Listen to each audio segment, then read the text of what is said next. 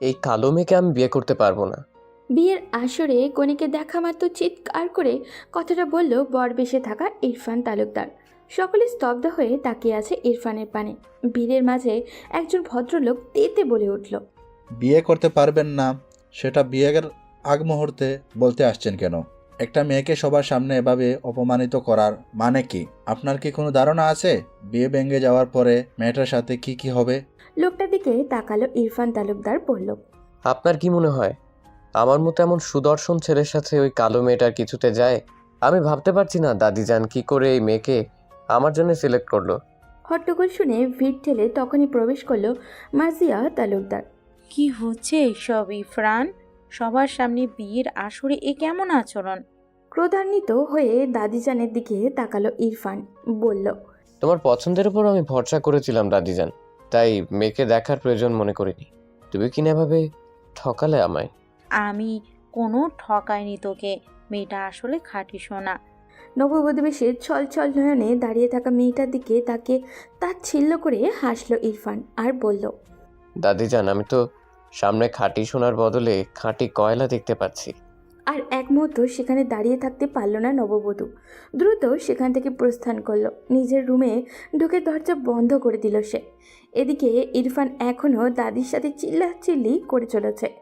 হঠাৎ ইরফানের নজরে পড়ল একটা মেয়ের দিকে। মেয়েটা দেখতে বেশ সুন্দরী, গায়ের রঙও ধবধবে ফর্সা, দেখতে বেশ আধুনিক মনে হচ্ছে।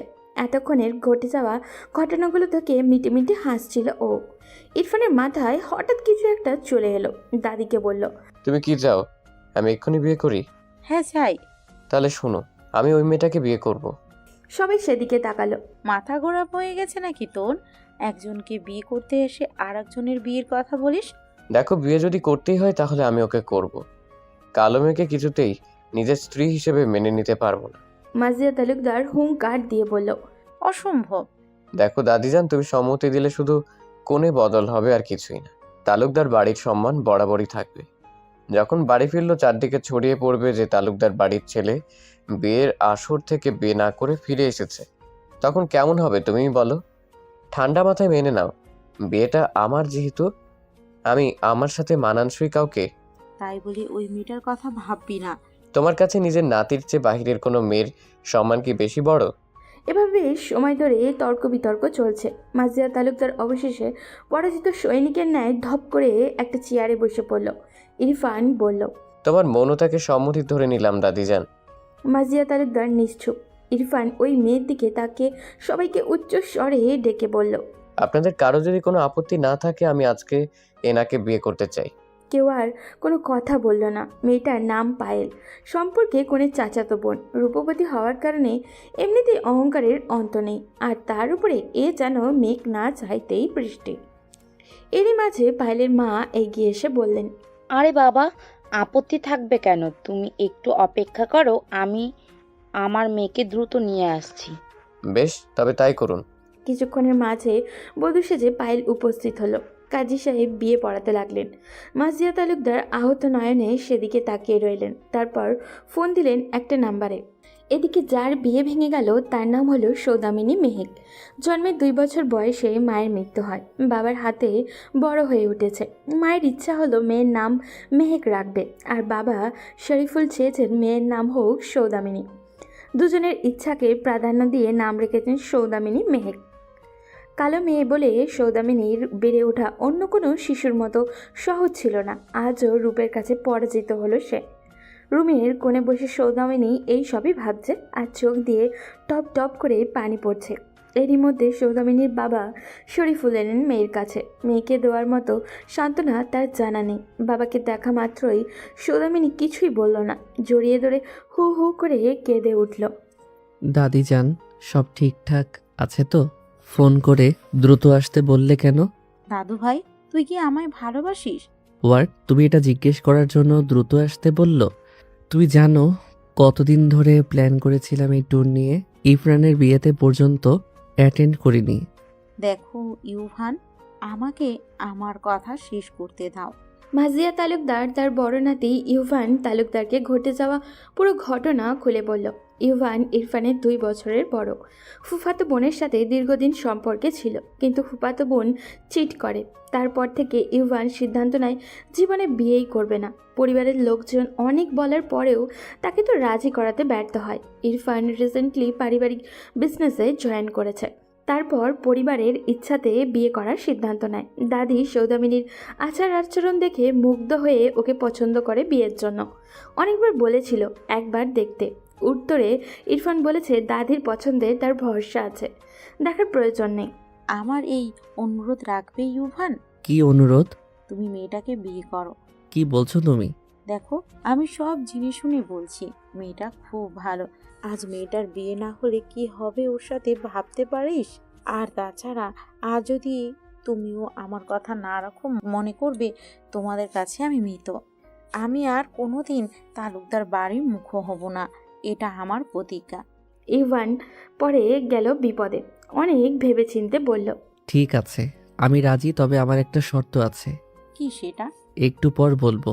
মাজিয়া তালুকদার খুশি হয়ে সৌদামিনীর কাছে গেলেন। সৌদামিনী কাঁদছে আর বলছে, বাবা আর কত বলো, আমি ভীষণ ক্লান্ত। জন্মের পর আমায় কেন গলা টিপে মেরে ফেললে না? বারবার তোমাকে আমার জন্য ছোট হতে হয়। চিন্তা করিস না মা, একদিন তুই অনেক বড় হবি। সেদিন আমি বুক ভরে গর্ব করে বলবো আমি তোর বাবা। বাবা মেয়ের কথার মাঝে মাজিয়া তালুকদার এলেন আর বললেন, সৌদামিনী, তুমি কাঁদছো কেন? চোখে মুখে কি অবস্থা করে রেখেছো? এমন করে বিয়ের আসরে গেলে লোকে কি বলবে? সৌদামিনী তাকিয়ে আছে, কিছুই মাথায় আসছে না কি হচ্ছে। মাজিয়া দেরি না করে সৌদামিনীর চোখের পানি মুছে দিলেন আর এলোমেলো শাড়ি ঠিক করে দিয়ে বললেন, চলো আমার সাথে। টেনে নিয়ে যাচ্ছে। সাথে পিছন পিছন সৌদামিনীর বাবাও গেলেন। ওই আসরে বর বদলের মাধ্যমে সৌদামিনীর সাথে ইউভানের বিয়ে হয়ে গেল। ইউভান একটি বারের জন্য ফিরে দেখল না সৌদামিনীর পানে। বিয়ে শেষ, বউ নিয়ে যাওয়ার পালা। ইরফান আর পায়েল গাড়িতে উঠে গেছে। সৌদামিনী উঠতে যাবে তার আগেই ইউভান এসে দাদিকে বলল, তোমার নিশ্চয়ই মনে আছে শর্ত এর কথা। আমি তোমার কথা রাখতে বিয়ে করেছি, কিন্তু আমি ওকে বাড়ি নিয়ে যেতে পারবো না। তুমি যদি জোর করো তাহলে আমি কোনো দিন ফিরবো না। মাজিয়া তালুকদার স্তব্ধ হয়ে গেলেন। ভাবতে পারেননি এমন শর্ত দিবে। বাধ্য হয়ে চলে গেলেন। সবাই চলে গেল, যা হয়নি কেবল সৌদামিনীর। সৌদামিনীর বিয়ের 1 মাস কেটে গেছে। 1 মাসে শ্বশুরবাড়ির কেউ কোনো রূপ যোগাযোগ করেনি সৌদামিনীর সাথে। সৌদামিনী নিজের কাজে মন দিয়েছে, যার মাধ্যমে সে স্বপ্ন দেখে অনেক বড় হবার। এদিকে চাচি সৌদামিনীকে কাটা গায়ে নুনের ছিটে দিতে অনেক শুনিয়ে শুনিয়ে মেয়ের শ্বশুরবাড়ির গল্প করে। সৌদামিনীর বাবা একজন হার্টের রোগী। বাইরে থেকে ফিরে যখন হতাশ হয়ে বসে পড়ে, সৌদামিনী বুঝতে পারে তার শ্বশুরবাড়ি না যাওয়া নিয়ে সে নিশ্চয়ই কটু কথা শুনে এসেছে। সৌদামিনী কর্মসংস্থানে যাওয়ার সময় অনেকে কথা বলে তার কানে আসে। সৌদামিনী বাবার কথা ভেবে একটা সিদ্ধান্ত নিল। মানুষের কাছে বাবা কথা শুনে কষ্ট পায়, সেটা সহ্য করতে পারে না ও। তাই সৌদামিনী বাবার দেখাশোনার জন্য একজন হেল্পিং হ্যান্ড নিয়োগ করল। বাবাকে বলল শ্বশুরবাড়ি থেকে তাকে যাওয়ার জন্য খবর পাঠিয়েছে, যা সম্পূর্ণই মিথ্যা। সৌদামিনীর অনেক শখ ছিল পালকি করে শ্বশুর বাড়ি যাওয়ার, কিন্তু বর্তমানে তার প্রচলন একেবারে নাই বললেই চলে। সৌদামিনী পালকি ঠিক করলো, সাথে একটা সানাই বাজানোর জন্য একদল ব্যান্ড লোক। সেদিন আবারও সৌদামিনী নিজের হাতে নিজের বিয়ের বেনারসি পরল, নিজে আবারও বধূ সাজল। যার রোজ অপদস্থ করে তাদেরকে বলল শ্বশুর বাড়ি থেকে তাকে নিতে পালকি পাঠিয়েছে। বাবার থেকে বিদায় নিয়ে নিজের কিছু প্রয়োজনীয় জিনিস নিয়ে সৌদামিনী চলল শ্বশুর বাড়িতে। সৌদামিনীর পালকি চলেছে আর সৌদামিনীর মনে তত আতঙ্ক বিরাজ করছে। না জানি সৌদামিনীর জীবনে নতুন কোনো ঝড় আসতে চলেছে। তালুকদার বাড়ির সবার থেকে বৃদ্ধ হলেন মার্জিয়া তালুকদার। বাড়ির কর্ত্রীও এখন তিনি। পরিবারের প্রতিটি সিদ্ধান্তে তার গুরুত্ব বেশি। শুধু সৌদামিনীর সাথে ইউভানের বিয়ের বিষয়ে কেউ তার সিদ্ধান্ত মানতে নারাজ। তিনি যদি ইউভানের বিয়ের টপিকটা কথা তুলে বাকি সদস্যরা পরিবার ভঙ্গের কথা বলে, সেজন্য এ বিষয়ে কথা হয় না তালুকদার বাড়িতে। মার্জিয়া তালুকদারের 2 ছেলে আর 1 মেয়ে। বড় ছেলে আজমল তালুকদার আর ছোট ছেলে আরমান তালুকদার। 2 ভাইয়েরই 2 জন করে ছেলে মেয়ে। আজমাল তালুকদারের বড় মেয়ে ইবনাত তালুকদার আর ছেলে ইউভান তালুকদার, আর আরমান তালুকদারের ছেলে ইরফান তালুকদার আর মেয়ে ঈশিতা তালুকদার। আজমাল তালুকদারের সন্তানেরা দুইজনই আরমান তালুকদারের সন্তানের চেয়ে বয়সে বড়। বাড়ির দুই গৃহিণী আজমাল তালুকদারের স্ত্রী আমেনা আর আরমান তালুকদারের স্ত্রী রুবিনা। দুই যা রান্নাঘরে ব্যস্ত দুপুরের রান্না তৈরিতে। তাদের সাথে হাতে হাত কাজে এগিয়ে দিচ্ছে ইবনাত। মার্জিয়া তালুকদার নিজের রুমে শুয়ে আছেন, আর বাড়ির বউ পায়েল ব্যস্ত ড্রয়িং রুমে বসে নিজের নখে নেইল পলিশ লাগাতে। এমন সময় তালুকদার বাড়ির বাইরে সানাইয়ের আওয়াজ এত জোরে হচ্ছে যে বাড়ির আনাচে কানাচে প্রতিটা জায়গা থেকে শব্দটা শোনা যাচ্ছে। মার্জিয়া তালুকদার উঠে বের হলেন। অন্য সদস্যরাও যে যার কাজ ফেলে সদর দরজার দিকে গেল। উদ্দেশ্য কিসের আওয়াজ সেটা দেখা। সৌদামিনীর পালকি দাঁড়িয়ে আছে তালুকদার বাড়ির সামনে। সানাই বাদক তো রয়েছেই, সাথে আশেপাশে কিছু লোকজনও মিলিত হয়েছে। কি হচ্ছে কেউ কিছুই বুঝতে পারছে না। তাদের বাড়ির সামনে পালকি এলো কেন? লোকের ভিড়। একজনে বলল, আরে আপনার বউকে পালকি করে নিয়ে এলেন, এখন ঘরে তুলে নিয়ে দাঁড়িয়ে আছেন, আমরাও একটু দেখি। আরেকজন বলল, যা বলেন ভাই, এমন অসাধারণ কাণ্ড তালুকদার বাড়ির লোকের দ্বারাই সম্ভব। একজন বলল, আগেরকার পালকিতে বিয়ের গল্প শুনেছি, 2025 সালে এসে সেটা দেখা হয়েই গেল। এভাবে এক একজন এক এক রকমের মন্তব্য করতে থাকলো। তখন আমিনা এগিয়ে গেলেন। পালকির পর্দা উল্টানোর পর দেখতে পেলেন শ্যাম বর্ণের একটা মেয়ে বউ সেজে বসে আছে, মুখটা একেবারে মায়ায় ভরা। তিনি কিছুক্ষণ তাকিয়ে রইলেন। তারপর হঠাৎ মনে পড়ল 1 মাস আগের কথা, তার ছেলের ইচ্ছার বিরুদ্ধে বিয়ের গল্প। সাথে সাথে চোয়াল শক্ত হয়ে গেল, চোখে মুখে প্রতীয়মান হলো কঠিনতা। ছেলেকে ভীষণ মার্জিয়া তালুকদারের মনে মনে বেশ প্রশংসা করলেন। আমিনা বেগমকে বললেন, সবার সামনে সিন ক্রিয়েট করবে না বড় বউ, আমাদের বাড়ির সম্মানের ব্যাপার। আমিনা বেগম পরিস্থিতি বিবেচনা করে সৌদামিনীকে পালকি থেকে বাইরে আনলেন। তারপর ঘরে নিয়ে গেলেন। যা বলার ভিতরে বলবেন ভেবে স্থির করলেন। সৌদামিনী যেমন ভাবছিল তার চেয়ে অধিক চাকচিক্যতে পরিপূর্ণ তালুকদার বাড়ি। দামি দামি ফার্নিচারে পুরো বাড়ি বেশ সুন্দর করে সাজানো। সৌদামিনী চোখ বুলিয়ে দেখল। সে কি বেহায়া মেয়ে রে বাবা, এমন মেয়ে আমার জীবনে দেখিনি। প্রথমে আমার ছেলে ঘাড়ে চড়তে বসেছিল, সেটা হয়নি, বাড়ি বড় ছেলেকে বিয়ে করে নিল, আবার নিজে নিজেই চলে এসেছে। বলি মেয়ে, তোমার মধ্যে কি লজ্জা বলতে কিচ্ছু নেই? ছোট মা, হচ্ছে কি? আসতে না আসতেই শুরু করলে কেন? ইবনাত এক দৃষ্টিতে তাকিয়ে আছে সৌদামিনীর দিকে। শুরুতেই দেখে চমকে উঠেছিল সে। একটা প্রশ্ন বারবার মাথায় আসছে, এত মিল কিভাবে?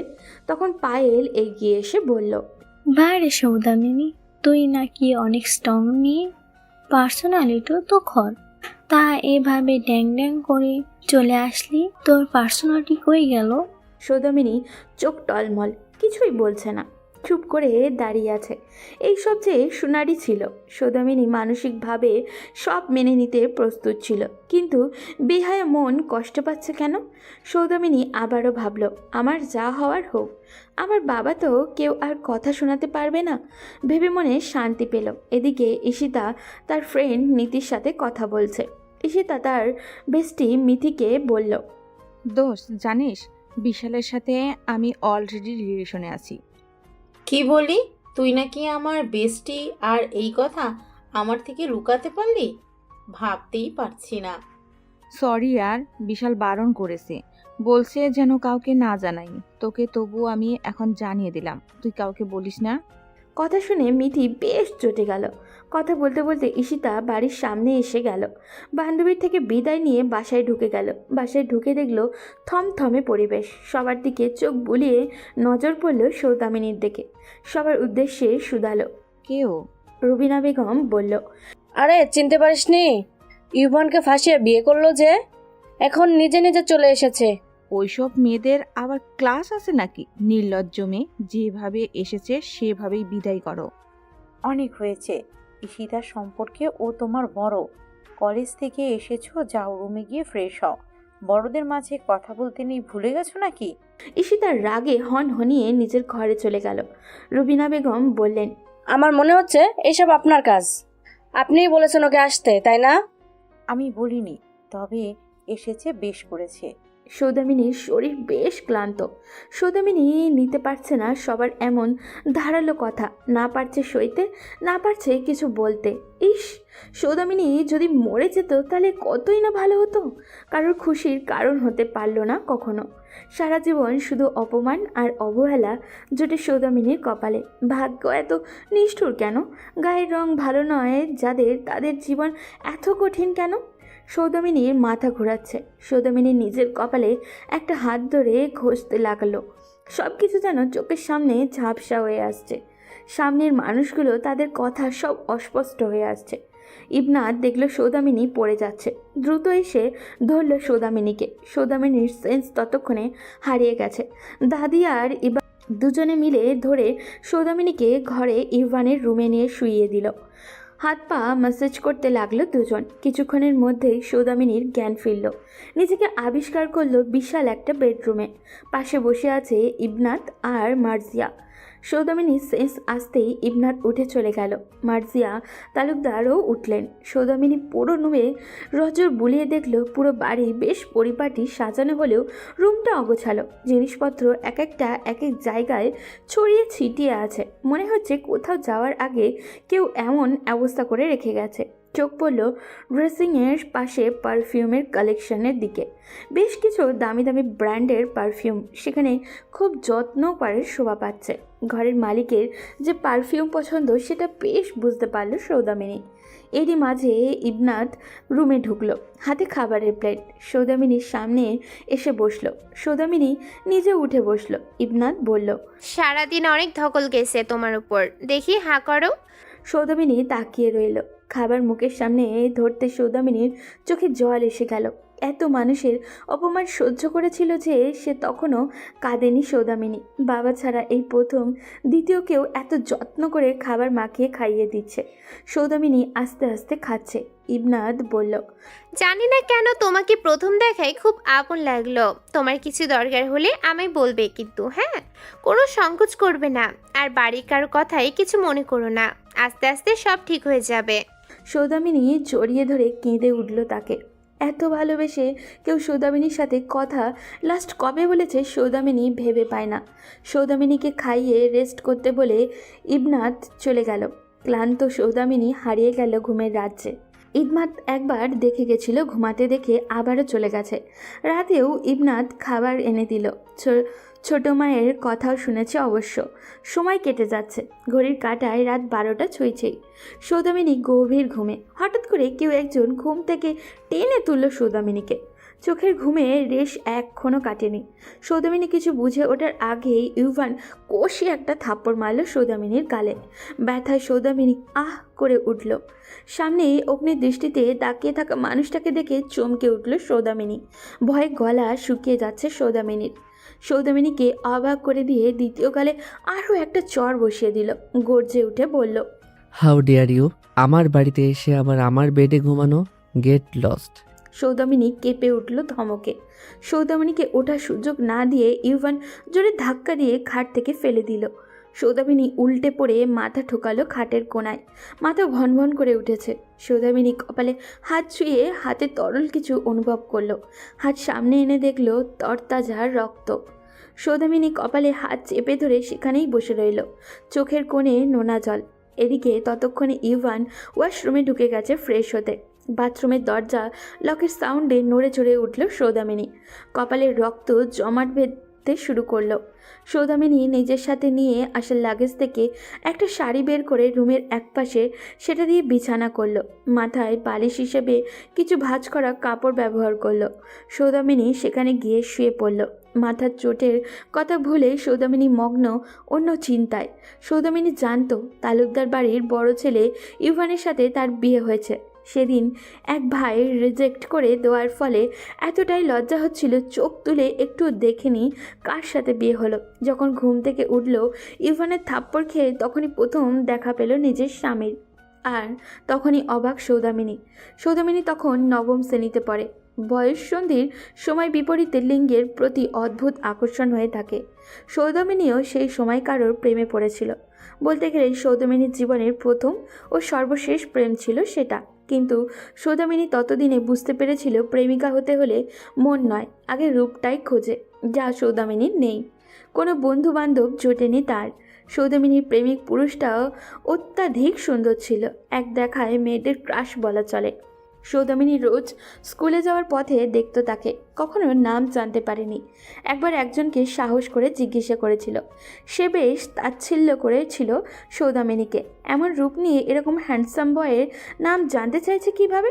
তারপর আর কখনো কাউকে জিজ্ঞাসা করেনি, নিজে একটা নাম দিয়েছিল। নিজের ভালোবাসার মানুষটার নাম রেখেছিল সুন্দর পুরুষ। সৌদামিনী নিজের মনের অনুভূতিগুলো জানানোর কোনো সাহস আর সুযোগ পায়নি, তাই একটা বুদ্ধি বের করে। সৌদামিনী নিজের অনুভূতিগুলো চিঠির মাধ্যমে জানতে শুরু করলো।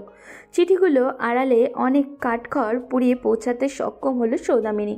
সব চিঠিতে প্রিয় মানুষটাকে সুন্দর পুরুষ বলে সম্বোধন করত, আর প্রেরকের নামের জায়গায় লিখত অপরিচিতা।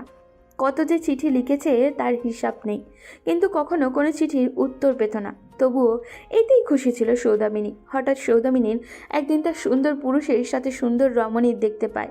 বেশ কয়দিন দেখেছে সে, খোঁজ নিয়ে জানতে পারে মেয়েটা তার নাকি তার ভালোবাসা। সৌদামিনী সেদিন খুব কেঁদেছিল একা একা। তারপর সৌদামিনী আর কোনো চিঠি লেখেনি, আর কখনো কারোর প্রেমেও পড়েনি। শুধু মন প্রাণ দিয়ে পড়াশুনো করেছে বাবার মুখ উজ্জ্বল করবে বলে।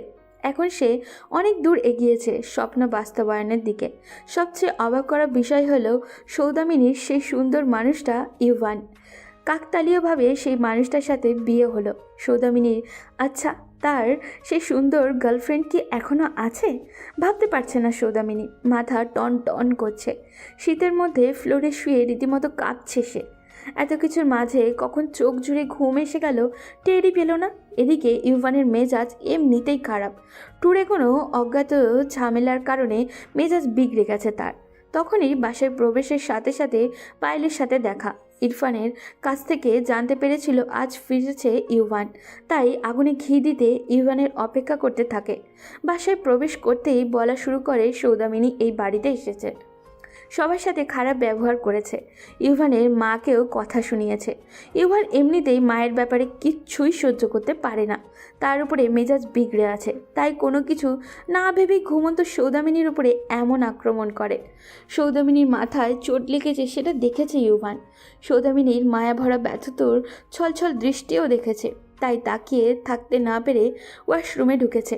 এখন নিজেরই অনুশোচনা হচ্ছে, বারবার বিছানার এপাশ ওপাশ করছে, কিন্তু কিছুতেই ঘুমাতে পারছে না ইউভান। পরদিন সকালে ঠিক 9টার দিকে ইউভান রেডি হয়ে বের হলো রুম থেকে। বের হতেই ইবনাতের সাথে দেখা। ইবনাত ইউভানকে দেখে বলল, ভাই, শুনলাম তুই রাতে ফিরেছিস, কাউকে বলিসনি কেন আজ ফেরার কথা? কেন বুবু, আমি ফিরলে কি সেটা ঢাকঢোল করে সবাইকে জানাতে হবে নাকি?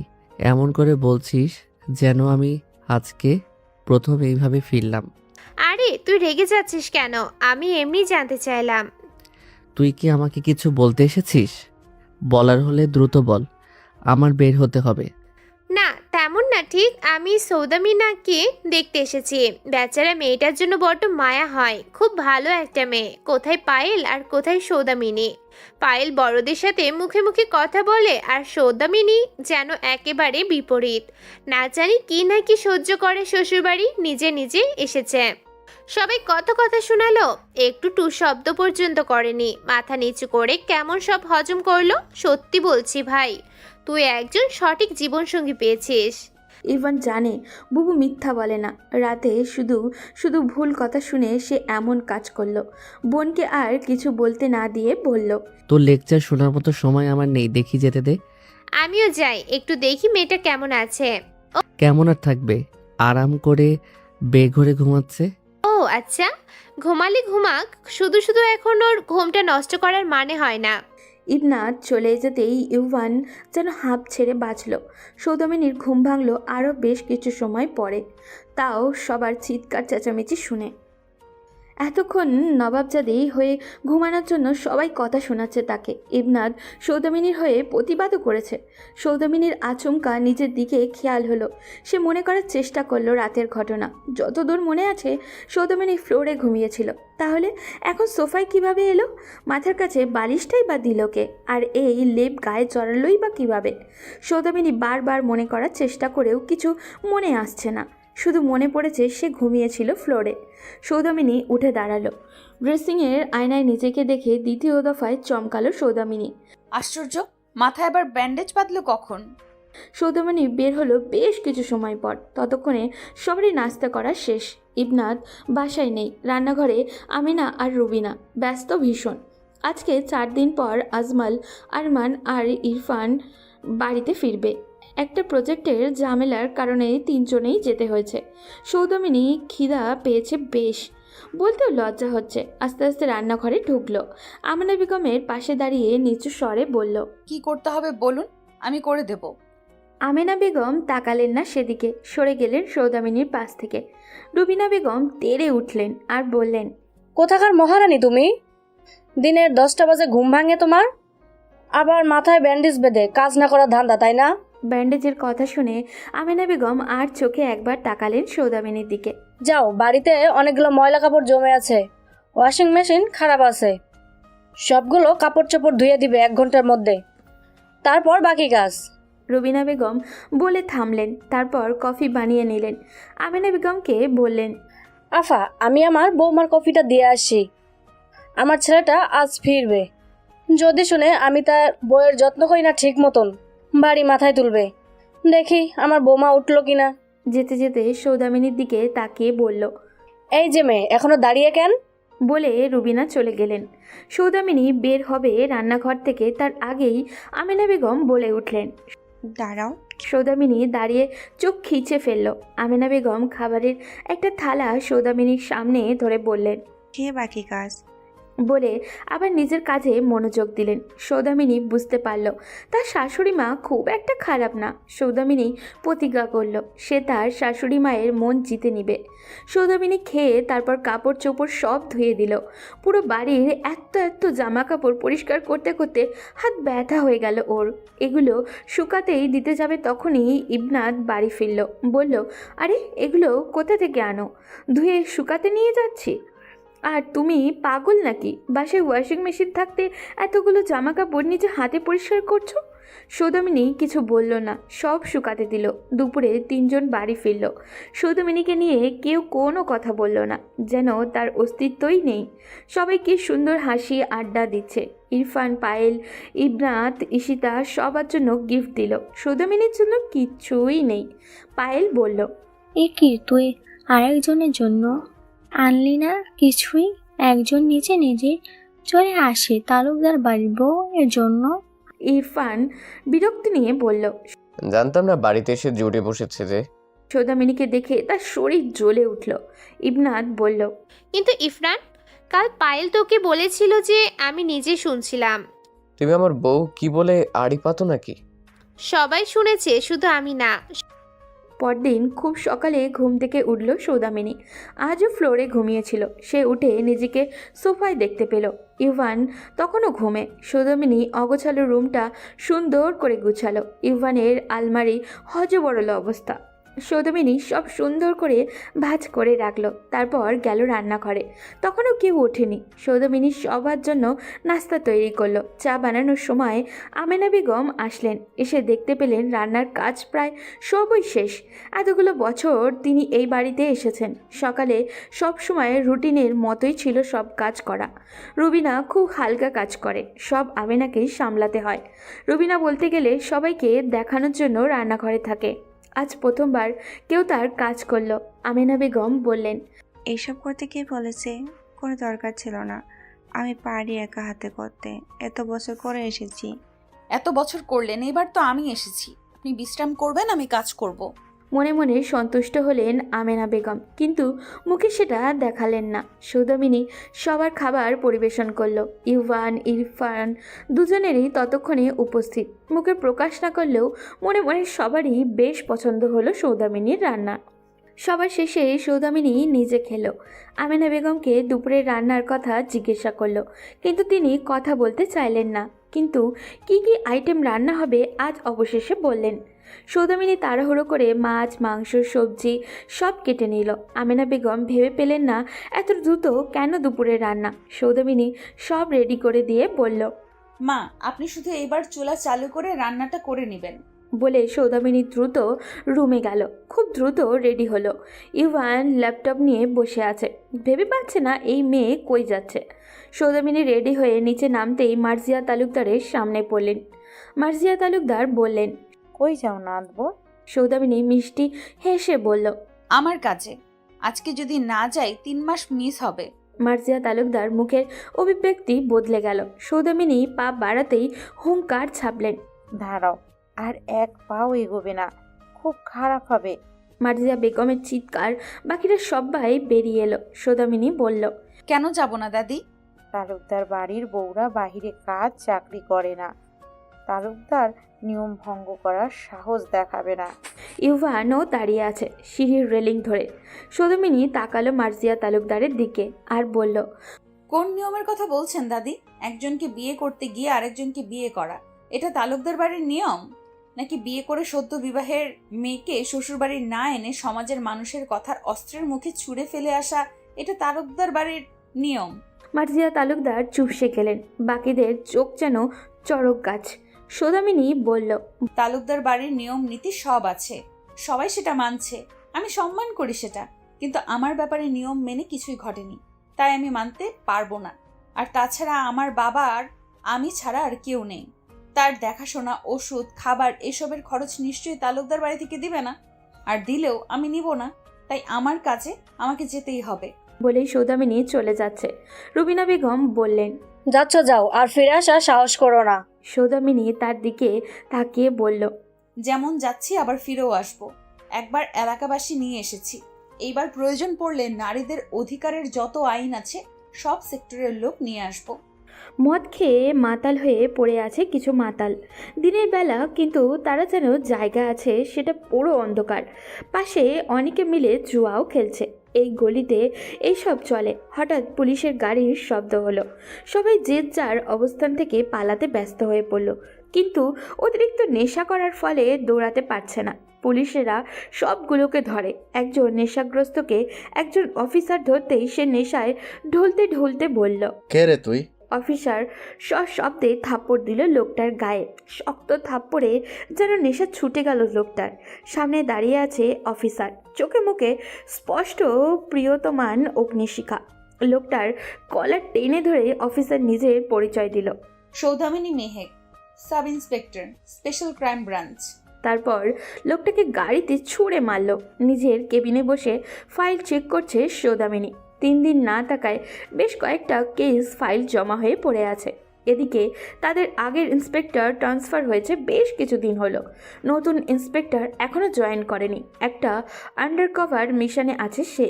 মিশন শেষে জয়েন করবে। তাই সাব ইন্সপেক্টর সৌদামিনীর উপরে আপাতত সকল দায়িত্ব। সৌদামিনী সারাদিন ভীষণ ব্যস্ততার সময় পার করলো। তারপর পুলিশ স্টেশন থেকে বের হয়ে নিজের বাবার বাড়িতে গেল। সৌদামিনীর বাবার শরীর ক্রমশ খারাপ হচ্ছে। ইদানিং বাসায় থেকেও তেমন বের হয় না, শুয়েই থাকে। সৌদামিনী বাবার ঔষধপত্র, প্রয়োজনীয় কিছু জিনিসপত্র কিনে নিয়ে গেল। যে মহিলাকে বাবার দেখাশোনা করতে ঠিক করেছে তাকে সব বুঝিয়ে দিয়ে আসলো। তারপর ল্যাপটপ সহ প্রয়োজনীয় কাগজপত্র সাথে করে তালুকদার বাড়ির উদ্দেশ্যে রওনা দিল। সৌদামিনী যখন তালুকদার বাড়িতে ফিরে তখন আসরের সময়। মসজিদ থেকে আসরের আজানের ধ্বনি কানে বাজছে। সৌদামিনী নিজের রুমে গিয়ে একটা লম্বা গোসল দিল। এরপর একটু শান্তি লাগছে। সৌদামিনী খাটের দিকে এগিয়ে যেতে নিলে একটু বিশ্রাম নিতে। পরে সেদিনের কথা মনে পড়তেই পা থামিয়ে দিল। সোফায় বসে মাথাটা হেলান দিয়ে চোখ বুজে রইল। মাথাটা কেমন ব্যথা ব্যথা করছে। নিজের আঙুল দিয়ে মাথা ব্যথা কমানোর প্রয়াস চালাচ্ছে। তখনই ইভান রুমে প্রবেশ করে। দরজা বন্ধের শব্দে হক চোখে উঠে বসল। ইভানকে দেখে তাড়াতাড়ি সোফা ছেড়ে দাঁড়িয়ে গেল। ইভান সেদিকে তাকিয়ে ভ্রু কুচকে তাকালো একবার। সৌদামিনী তাড়াতাড়ি করে রুম থেকে বের হতে যাচ্ছিল, তখন ইভান ক্যাটস খুলতে ঝুঁকে বসে নিচ্ছিল। আর তখনই সৌদামিনীর মাথার সাথে ইউভানের মাথা ঠুকে গেল। সৌদামিনী আহ করে কপাল ডলতে ডলতে বের হয়ে যাচ্ছে। এই মেয়ে দাঁড়াও। গভীর ডাকে সৌদামিনী দাঁড়িয়ে পড়ল, ভয়ের চোখ বন্ধ করে ফেলল। এই বুঝি আবারও কটা থাপ্পড় পড়ল গায়ে। ইউভান এগিয়ে আসলো, সৌদামিনীর সামনে দাঁড়ালো, তারপর সৌদামিনীর কপালের সাথে আরও একবার নিজের কপাল ঘষে দিল। সৌদামিনী চোখ খুলে আহাম্মক বনে গেল। হাসবে নাকি কি করবে বুঝে উঠতে পারল না ও। ইউভান বুঝতে পারল সৌদামিনীর ভাবনা। গলা পরিষ্কার করে ইউভান বলল, একজনের সাথে আরেকজন মাথা ঠেকলে দুইবার ঠেকাতে হয়, জানো না মেয়ে? সৌদামিনী নিজের হাসি আড়াল করলো আর হাসি থামিয়ে বলল, জানতাম না, আজকে জানলাম। এটা না করলে কি হয়? ইভান গম্ভীর মুখ নিয়ে বলল। না হয় মাথায় শিং উঠে যায়। সৌদামিনী হাসি আটকাতে পারল না, অট্ট হাসিতে হাসতে লাগলো। ইভান মুগ্ধ হয়ে তাকিয়ে রইল। মেয়েটার হাসি কতটা স্নিগ্ধ। নিজের ঘোর কাটিয়ে নিয়ে বলল, খুব হাসি পাচ্ছে তাই না? যেদিন শিং উঠবে সেদিন মিলিয়ে নিও আমার কথা। গুরুজনেরা যা বলে সেটা মিথ্যা হয় না। বলে সরে গেল। সৌদামিনী সেদিকে তাকিয়ে হাসতে হাসতে নিচে চলে গেল। রান্নাঘরে দেখতে গেল আমিনা বেগম একটু থালাগুলো পরিষ্কার করছে। সৌদামিনী এগিয়ে গেল আর বলল, মা, এ কি এখন সন্ধ্যা হতে চললো আর আপনি এখন এইসব পরিষ্কার করছেন? দেখো, এই বাড়িতে এক একজনের খাবারের সময় আলাদা আলাদা, তাই সবার খাওয়া শেষ হলে এসব করতে হয়। আপনি কেন করছেন? বাড়িতে আর মানুষ নেই? বিয়ে হওয়ার পর থেকে এই দায়িত্বগুলো আমার উপর। দেখি সরুন, আমি করে দিচ্ছি। শীতের দিনে অসময়ে কাজ করলে ঠান্ডা লেগে যাবে। আমার লাগবে, তোমার লাগবে না। আর তাছাড়া আজকে তো আমি তেমন কিছুই করলাম না, শুধু রান্না করেছি, কিছু হবে না করলে। আমিনা বেগম হঠাৎ বললেন, আচ্ছা, তুমি দুপুরে খেয়েছো? আমি অফিসে খেয়েছি। কিন্তু সৌদামিনী আজকে খাওয়ার সময় পায়নি, কোনো রকম নাস্তাও করছিল। শাশুড়িকে বলতে চাইল না। সৌদামিনী আমেনা বেগমকে আর কিছু করার সুযোগ না দিয়ে বেসিনের কাছ থেকে সরিয়ে দিল। তারপর বাকি থালা বাসন নিজে পরিষ্কার করলো। সৌদামিনী কাজ শেষ করতেই দেখলো আমেনা বেগম খাবারের থালা হাতে এগিয়ে আসলো। মা, আমি খেয়ে এসেছি, এগুলো কেন আনলেন? সৌদামিনীকে কথা বলতে না দিয়ে বসিয়ে দিলেন আর বললেন, দেখি হা করো, আমি জানি বাহিরে কি সব হাবি জাবি খাওয়ার দেয়, পেট ভরে না। এত ভালোবাসা কোথায় রাখবে সৌদামিনী? শাশুড়ির হাতে খাবার খেতে লাগলো। তখনই রুবিনা বেগম আসলো। এ কি আফা, বাহির থেকে পুরুষদের সাথে ঘষাঘষি করে এসেছে আর তুমি তাকে নিজ হাতে খাইয়ে দিচ্ছ? সৌদামিনীর খাবার আটকে গেল, বলল আর খাবে না। আমিনা বেগম বললেন, তুমি যখন তোমার ছেলের বউয়ের যত্ন করো, আমি কি কখনো কিছু বলেছি? আমার বৌমা আর এই মেয়ে এক হলো? তুমি এই মেয়ের সাথে আমার ছেলের বউয়ের তুলনা দিচ্ছ? আমিনা বেগম চুপ রইলেন। সৌদামিনী ততক্ষণে উঠে গেছে, কারোর সামনে কাঁদতে চায় না ও। রুমে গিয়ে দেখলো ইভান বসে আছে সোফায়। সৌদামিনী ব্যালকনিতে চলে গেল। সেখানে দাঁড়িয়ে আকাশপানে তাকে নীরব অশ্রু বিসর্জন দিল ও। আর কেন সে কালো আল্লাহর কাছে অভিযোগ করতে লাগলো। ইভান বুঝতে পারল না হঠাৎ কি হলো। তখন হাসতে হাসতে গেল আর এখন চোখ মুখে কাঁদতে কাঁদতে আসছে। সন্ধ্যার পর তালুকদার বাড়িতে জমজমাট চা নাস্তার আড্ডা চলে। আজকেও তার ব্যতিক্রম নয়। বাড়ির প্রতিটা সদস্য এখন বাড়িতে, তাই আড্ডাও বেশ জমজমাট। ইভান নিজেও উপস্থিত থাকে সেখানে। সবার সাথে হাসি আড্ডা না করলেও চুপচাপ সেখানে মোবাইল নিয়ে ব্যস্ত থাকে। পরিবারের সবার মাঝে উপস্থিত থাকার মাঝেও এক অনন্য আনন্দ বিরাজ করে। কিন্তু আজ ইভানের যেতে ইচ্ছা করছে না। সবার হাসির ঝঙ্কার যেন বিষাদ ঠেকেছে ইভানের কাছে। ল্যাপটপ থেকে চোখ সরিয়ে বারবার তাকাচ্ছে ব্যালকনির দিকে। হাতের ঘড়ির দিকে তাকালো ইভান। 1 ঘন্টা হতে চলল। সৌদামিনী ব্যালকনিতে গিয়েছে, এখনও আসছে না। কি করছে কে জানে। ইভান অনেক ভাবনা চিন্তা শেষে ল্যাপটপ রেখে উঠে দাঁড়ালো। ব্যালকনির দিকে তাকিয়ে দেখলো সৌদামিনী নিচে হেলান দিয়ে বসে ঘুমাচ্ছে। এই মেয়ে পাগল নাকি এই ঠান্ডায় এখানে ঘুমাতে আসছে? ইভান ডাক দিল। এই মেয়ে। সৌদামিনী শুনল না, এইবার ডাকলো, সৌদামিনী উঠো। কয়েকবার নিজের নাম শুনে নড়ে চড়ে উঠল। সামনে দেখতে পেল ইভানকে শীতল চাহনিতে তাকিয়ে থাকতে। ইভান বলল, এটা ঘুমানোর জায়গা হলো? যাও রুমে যাও। সৌদামিনী উঠে দাঁড়ালো। সৌদামিনীর মনে পড়ল তার গুরুত্বপূর্ণ কাজ আছে। নিজের ল্যাপটপ হাতে নিয়ে দাঁড়িয়ে গেল। ভেবেছিল সোফায় বসে কাজ করবে, কিন্তু ইভানের ল্যাপটপ সেখানে, তাই দাঁড়িয়ে রইল। ইভান এসে দেখলো সৌদামিনীর ল্যাপটপ হাতে দাঁড়িয়ে। ইভান বলল, আমার ল্যাপটপ তোমার হাতে কেন? দাও। এটা আপনার না, আমার। ইভান খেয়াল করে দেখলো সৌদামিনী ঠিক বলেছে। ইভান বলল, এটার কি কাজ? অফিসের কাজ জমা আছে। বলে সৌদামিনী ফ্লোরে বসতে তখন ইভান বলল, সোফায় বসতে পারো, আমার কাজ তেমন গুরুত্বপূর্ণ না। বলে নিজের ল্যাপটপ নিয়ে বেডে চলে গেল। সৌদামিনী মনোযোগ দিয়ে কাজ করতে ব্যস্ত হয়ে গেল। ইভান বারবার আর চোখে তাকালো সৌদামিনীর দিকে। কাজ নিয়ে খুব সিরিয়াস যে সেটা আন্দাজ করেই বুঝতে পারল। খাবারের সময় ইবনাতে জোড়াজুড়িতে খেতে গেল সৌদামিনী।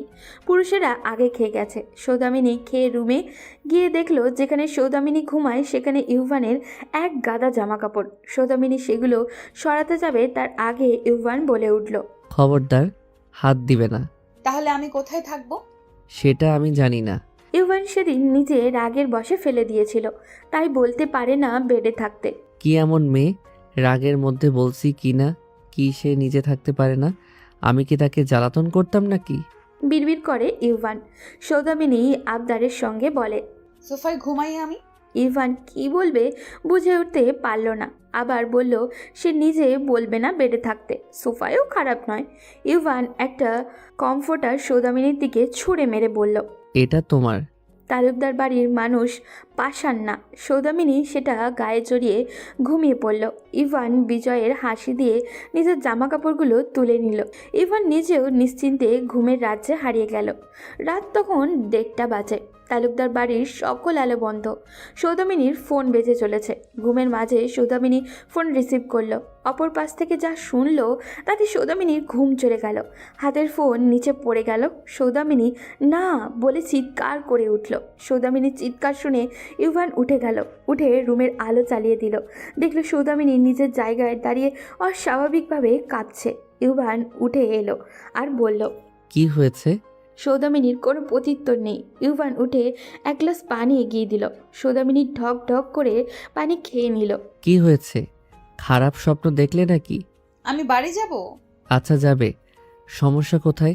এখন ঘুমাও। আমি এক্ষুনি বাড়ি যাব। হোয়াট? মাথা খারাপ হলো নাকি? এখন রাতের 1:30 বাজে আর এখন বাড়ি যাবে? আমাকে বাড়ি যেতেই হবে, আমার বাবা। বলে সৌদামিনী ডুকরে কেঁদে উঠল। ইভান বিচলিত হয়ে গেল। কি হয়েছে বলো? সৌদামিনী কোনো রকম আওড়ালো, বাবার অবস্থা বেশ খারাপ হয়ে গেছে। এখনই শাহেদা আপা বলেছে হসপিটালে নিয়ে যেতে হবে। প্লিজ একটু ব্যবস্থা করে দিন যাওয়ার জন্য। ওকে, রিল্যাক্স, আমি দেখছি। তুমি কান্না থামাও। ইভান আবারও ভাবনায় পড়ল। তারপর বলল, দ্রুত রেডি হয়ে নাও। সৌদামিনী কোনো রকম রেডি হয়ে নিল।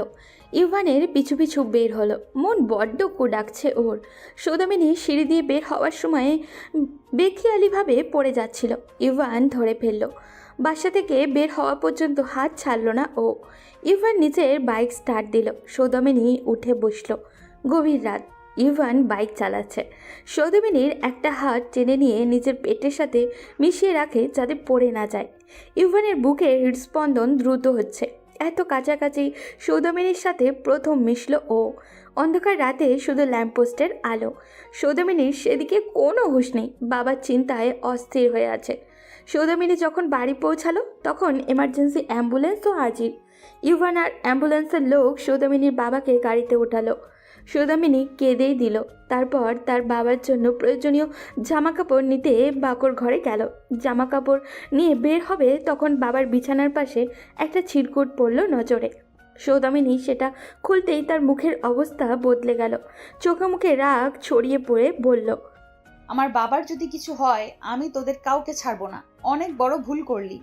হসপিটালে বাবার জন্য যা যা জরুরি কাজ আছে সব নিজের হাতে সামলাচ্ছে সৌদামিনী। ইউভান ভেবে পাচ্ছে না হঠাৎ করে সৌদামিনী এমন বদলে গেল কেন। বাড়ি আসার সময় তো কেমন চোখে মুখে অস্থিরতা ছিল, আর এখন মনে হচ্ছে যেন কিচ্ছুই হয়নি। সৌদামিনীর বাবাকে হসপিটালে অ্যাডমিট করা হলো। সে রাতে ইউভান সৌদামিনী হসপিটালেই রাত কাটালো। পরের দিন সৌদামিনী ইউভানকে চলে যেতে বলল। ইউভান চলে যাবে নাকি থাকবে বুঝতে পারছে না। সৌদামিনী বলল, দেখুন আপনি এখন চলে যান, আমি এখান থেকে অফিসে যাব, তারপর আপনাদের বাড়ি যাব। ইভান সৌদামিনীর হাতে খাবারের প্যাকেট ধরিয়ে দিয়ে চলে গেল। ইভান চলে যেতেই সৌদামিনী কাউকে কল দিল। তালুকদার বাড়িতে সকাল সকাল সবার চেঁচামেচি শুরু হয়ে গেল। সবাই মেইন টপিক সৌদামিনী। রুবিনা বেগম বললেন, দেখলে আফা, আমি বলেছিলাম না এই মেয়ে ভালো না? মনে হয় চরিত্র সমস্যা। না হয় ভদ্রবাড়ির বউরা রাতে অন্ধকারে কোথাও লুকিয়ে যায় নাকি? না জেনে মন্তব্য কেন করছো? হতে পারে কোনো জরুরি কারণ। আমার ছেলেটাও তো বাসায় নেই, ওদের আবার কোনো বিপদ হলো না তো? তোমার কি মনে হয় আমাদের ইউভান ওই মেয়ের সাথে গেছে? তুমি ভাবলে কি করে? বাধ্য হয়ে ছেলেটা বিয়ে করে ফেসে গেছে, ওই মেয়ের সাথে যাবে ইউভান? আমেনা বেগম ভাবলেন কতটা সত্যি। তো তখন সদর দরজায় ইউভান উপস্থিত হলো। রুবিনা বেগম বললেন, ওই দেখো আমাদের ইউভান। আমেনা বেগম ইউভানকে বললেন, কি হয়েছে? ইউভান সব শুনে জানালো সৌদামিনীর বাবার কথা। সব শুনে আমেনা বেগম ঠিক করলেন তিনি গিয়ে দেখে আসবেন একবার, হাজার হোক বেয়াই হন কি না। কফি শপে বসে আছে ঈশিতা, সামনে বসা বিশাল। ঈশিতা লাজরাঙা মুখশ্রীতে নিচের দিকে তাকিয়ে আছে আর মনে মনে বলল, সব মেয়ের একই সমস্যা, এত লাজুকতা কই থেকে যে আসে। মনে মনে বিরক্তি হলো বিশাল। মুখে হাসি ফুটিয়ে বিশাল বলল, বেবি কিছু তো অর্ডার করি, আর কত তোমার রূপে গায়েল করবে। ঈশিতা মুচকে হাসি উপহার দিল। রুবিনা বেগমের মাথা ব্যথা করছে। বাসায় ঈশিতা ইবনাথ কেউই নেই, তাই পা বাড়ালেন পায়েলের রুমের দিকে। পায়েল বলল, আরে শাশুড়ি মা, আমার রুমে কোনো কিছু দরকার? না মা, আমার মাইগ্রেশনের সমস্যা, প্রচণ্ড মাথা ব্যথা করছে, একটু মাথাটা টিপে দিবে? হোয়াট? আপনার সাহস কি করে হয় আমার কাছে এমন আবদার করার? বের হয়ে যান আমার রুম থেকে। খুব অবাক হলেন রুবিনা বেগম। পায়েল আবারও বলল, কি হলো শুনতে পাননি নাকি? আর কখনো এমন দুঃসাহস দেখাবেন না, খুব খারাপ হবে। রুবিনা বেগম বের হয়ে গেলেন। চোখ থেকে দুফোঁটা অশ্রু গড়িয়ে পড়ল। এদিকে ট্রাফিক আটকে আছে ইরফান। জরুরি কাজের সময় মতো শেষ করতে পারছে না ও। বাংলাদেশের সব জায়গায় এত জ্যাম লেগে থাকে যে অসহ্য। হঠাৎই ইরফানের গাড়ির পাশ দিয়ে একটা বাইক এসে থামলো। ইরফান সেদিকে তাকালো এক ঝলক, দেখতে পেল কালো প্যান্ট শার্ট পরা একটা লেডি বাইকার সবে তার মাথার হেলমেটটা খুলে দিয়ে নিল। ইরফান অন্যদিকে ফিরে হঠাৎ মনে হলো পাশের বাইকারকে সে চিনে। মনে করে মুখে বিস্ময় আওড়ালো। সৌদামিনী? পুরোপুরি নিশ্চিত হতে আবারও পাশের বাইকারের দিকে তাকালো। ততক্ষণে জ্যাম ছেড়ে দিয়েছে। সেই লেডি বাইকার হেলমেট মাথায় পরে ততক্ষণে বাইক স্টার্ট দিয়ে দিল। ইরফান নিজে নিজে বলল, কে এই মেয়ে? সৌদামিনী বাবাকে কিছুদিন হসপিটালে রাখার বন্দোবস্ত করলো। দেখাশোনার জন্য নার্স তো আছেই। সৌদামিনী তালুকদার বাড়িতে যখন ফিরল তখন ড্রয়িং রুমে কাউকে নজরে পড়ল না। রুমে ঢুকে দেখলো ইভান ঘুমাচ্ছে। সৌদামিনী নিজেও বেশ ক্লান্ত। ফ্রেশ হয়ে কিছুক্ষণ সোফায় শুয়ে বিশ্রাম নিল। তখন সন্ধ্যা ঘনিয়ে আসছে। সৌদামিনী নিচে নামলো। বাড়ির সব সদস্য আড্ডায় ব্যস্ত। আমেনা বেগম রান্নাঘরে, ইউভানও এসে বসেছে। আজমল আর আরমান দুজনেই উপস্থিত। সৌদামিনী সেদিকে তাকিয়ে রান্নাঘরের দিকে পা বাড়াতেই পায়েল ডাক দিল সৌদামিনীকে, এই সৌদামিনী, এদিকে আয়। সম্পর্কে আর বয়সেও তোমার বড়, নাম ধরে ডাকছো, এটা কেমন শিক্ষা? আসলে নাম ধরে ডাকতে অভ্যস্ত তো, তাই সম্মান আসে না। পায়েলের কথা শুনে ঈশিতাও মুখ টিপে হাসল। সৌদামিনী এসে দাঁড়ালো। পায়েল বলল, যা আমাদের সবার জন্য চা বানিয়ে নিয়ে আয়।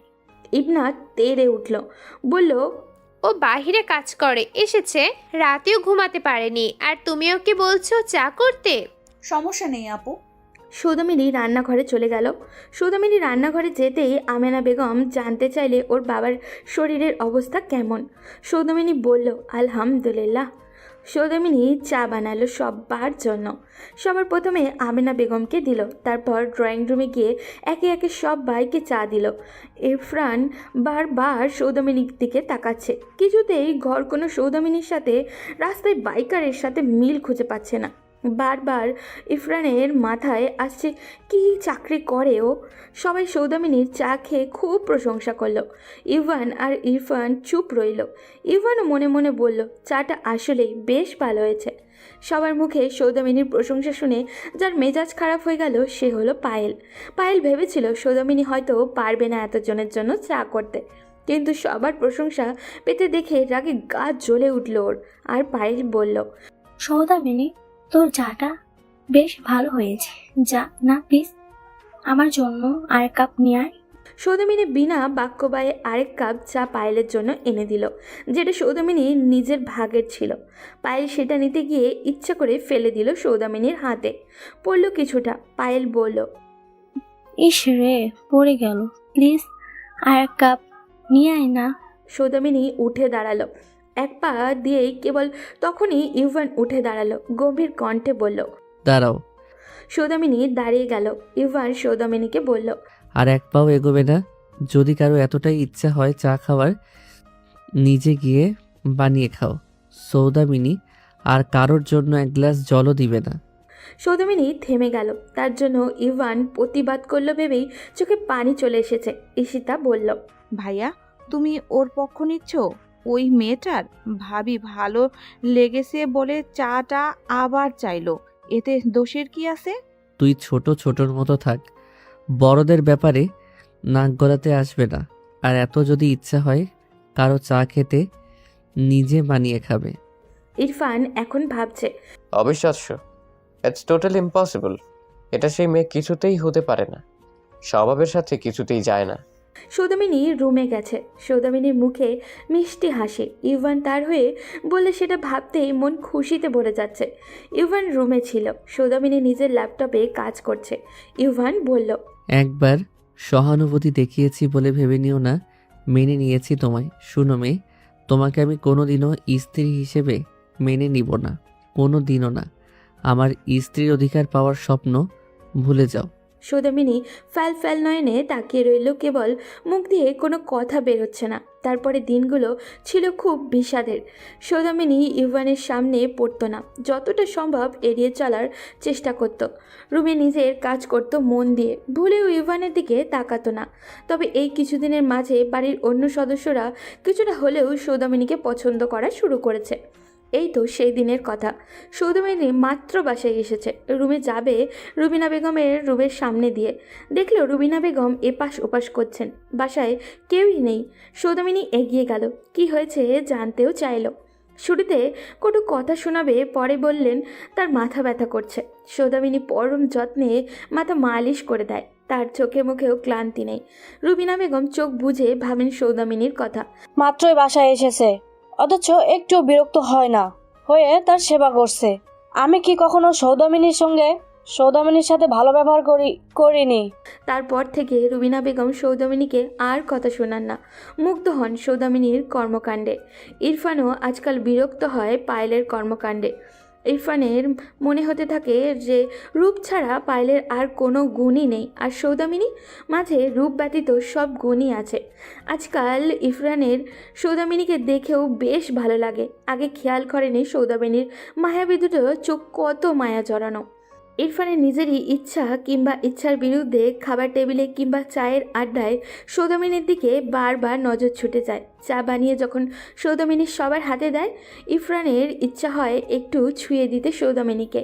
ইরফানের নজরেও পড়ে ইরফানের সৌদামিনীর ওপর নজরদারি। সৌদামিনী শ্বশুরবাড়ি এসেছে 1 মাস হতে কয়েকটা দিন বাকি। সৌদামিনী অফিসেও ব্যস্ততা বেশ, কিন্তু সবসময় সে বিকেলের মধ্যেই বাড়ি ফিরে আসে। এসে সবার জন্য বিকেলের নাস্তা সেই তৈরি করে। তারপর রুমে নিজের কাজ করতে থাকে। সেদিনের পর থেকে ইউভানের সাথে কথা বলে না। একদিন ইউভান নিজের রুমেই বসেছিল। সময়টা বিকেল। এই সময়েই সৌদামিনী বাসায় ফিরে, কিন্তু সেদিন বিকেলে গড়িয়ে সন্ধ্যা হলো। সৌদামিনী ফিরছে না এখনও। ইবনাথকে জানিয়েছে একটু দেরি হবে, কিন্তু সন্ধ্যা হয়ে গেলেও খবর নেই। ইউভানের চিন্তা শুরু হচ্ছে, ওর বাবার কোনো কিছু হলো। কিন্তু চিন্তা করছে ইউভান। সেদিন শাহেদার নাম্বার নিয়েছিল, কল দিল শাহেদার নাম্বারে। শাহেদা জানালো সৌদামিনীর বাবা ঠিক আছেন, আর সৌদামিনী সে বাড়িতেও গিয়েছিল, যেমনটা প্রায়ই যায়। সৌদামিনী বাবার বাড়ি গেলেও আসরের মধ্যে তালুকদার বাড়ি ফিরে আসে। আজ কি হলো? ইভান কল দিবে নাকি ভেবে পাচ্ছে না। অন্যদিকে বাড়ির অন্য সদস্যরা ভাবছে হয়তো বাবার বাড়ি আছে, সেখানে যে নেই সেটা ইউভান কাউকে বলে চিন্তায় ফেলতে চায় না ও। সৌদামিনীর নাম্বারে ইউভান কল দিতে গিয়েও থেমে যাচ্ছে। রাত 9টা বাজে, এখনও খবর নেই। সব কিছু বাদ দিয়ে এইবার ইভান কল দিল সৌদামিনীর ফোনে। প্রথমবার রিং হয়ে ফোন কেটে গেল, দ্বিতীয়বার সাথে সাথেই রিসিভ হলো। সৌদামিনী রিসিভ করে চিৎকার করে বলল, কেন কল দিলেন, সব শেষ করে দিলেন সব। সৌদামিনী কেঁদে দিচ্ছে। ইভান কিছু বলবে তখনই ওপাশ থেকে চিৎকার চেঁচামেচির শব্দ। মনে হচ্ছে অনেকে আছে, কেউ ছেড়ে দাও বলে চিৎকার করছে। সৌদামিনী না না করছে। হঠাৎ মোবাইলের অপর পাশে গুলির শব্দও হলো। সৌদামিনী আহ করে চিৎকার করে উঠল। ততক্ষণে ফোন ডিসকানেক্ট হয়ে গেল। ইভান সৌদামিনী বলে চিৎকার করে উঠল। বারবার কল দিচ্ছে কিন্তু পাচ্ছে না। হাত পা কাঁপছে ইভানের।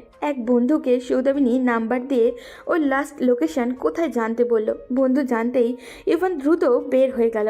ইভানের ভয়ে চিন্তায় প্রাণ শুকিয়ে গেছে। বারবার শুধু ভাবছে সৌদামিনী ঠিক আছে তো।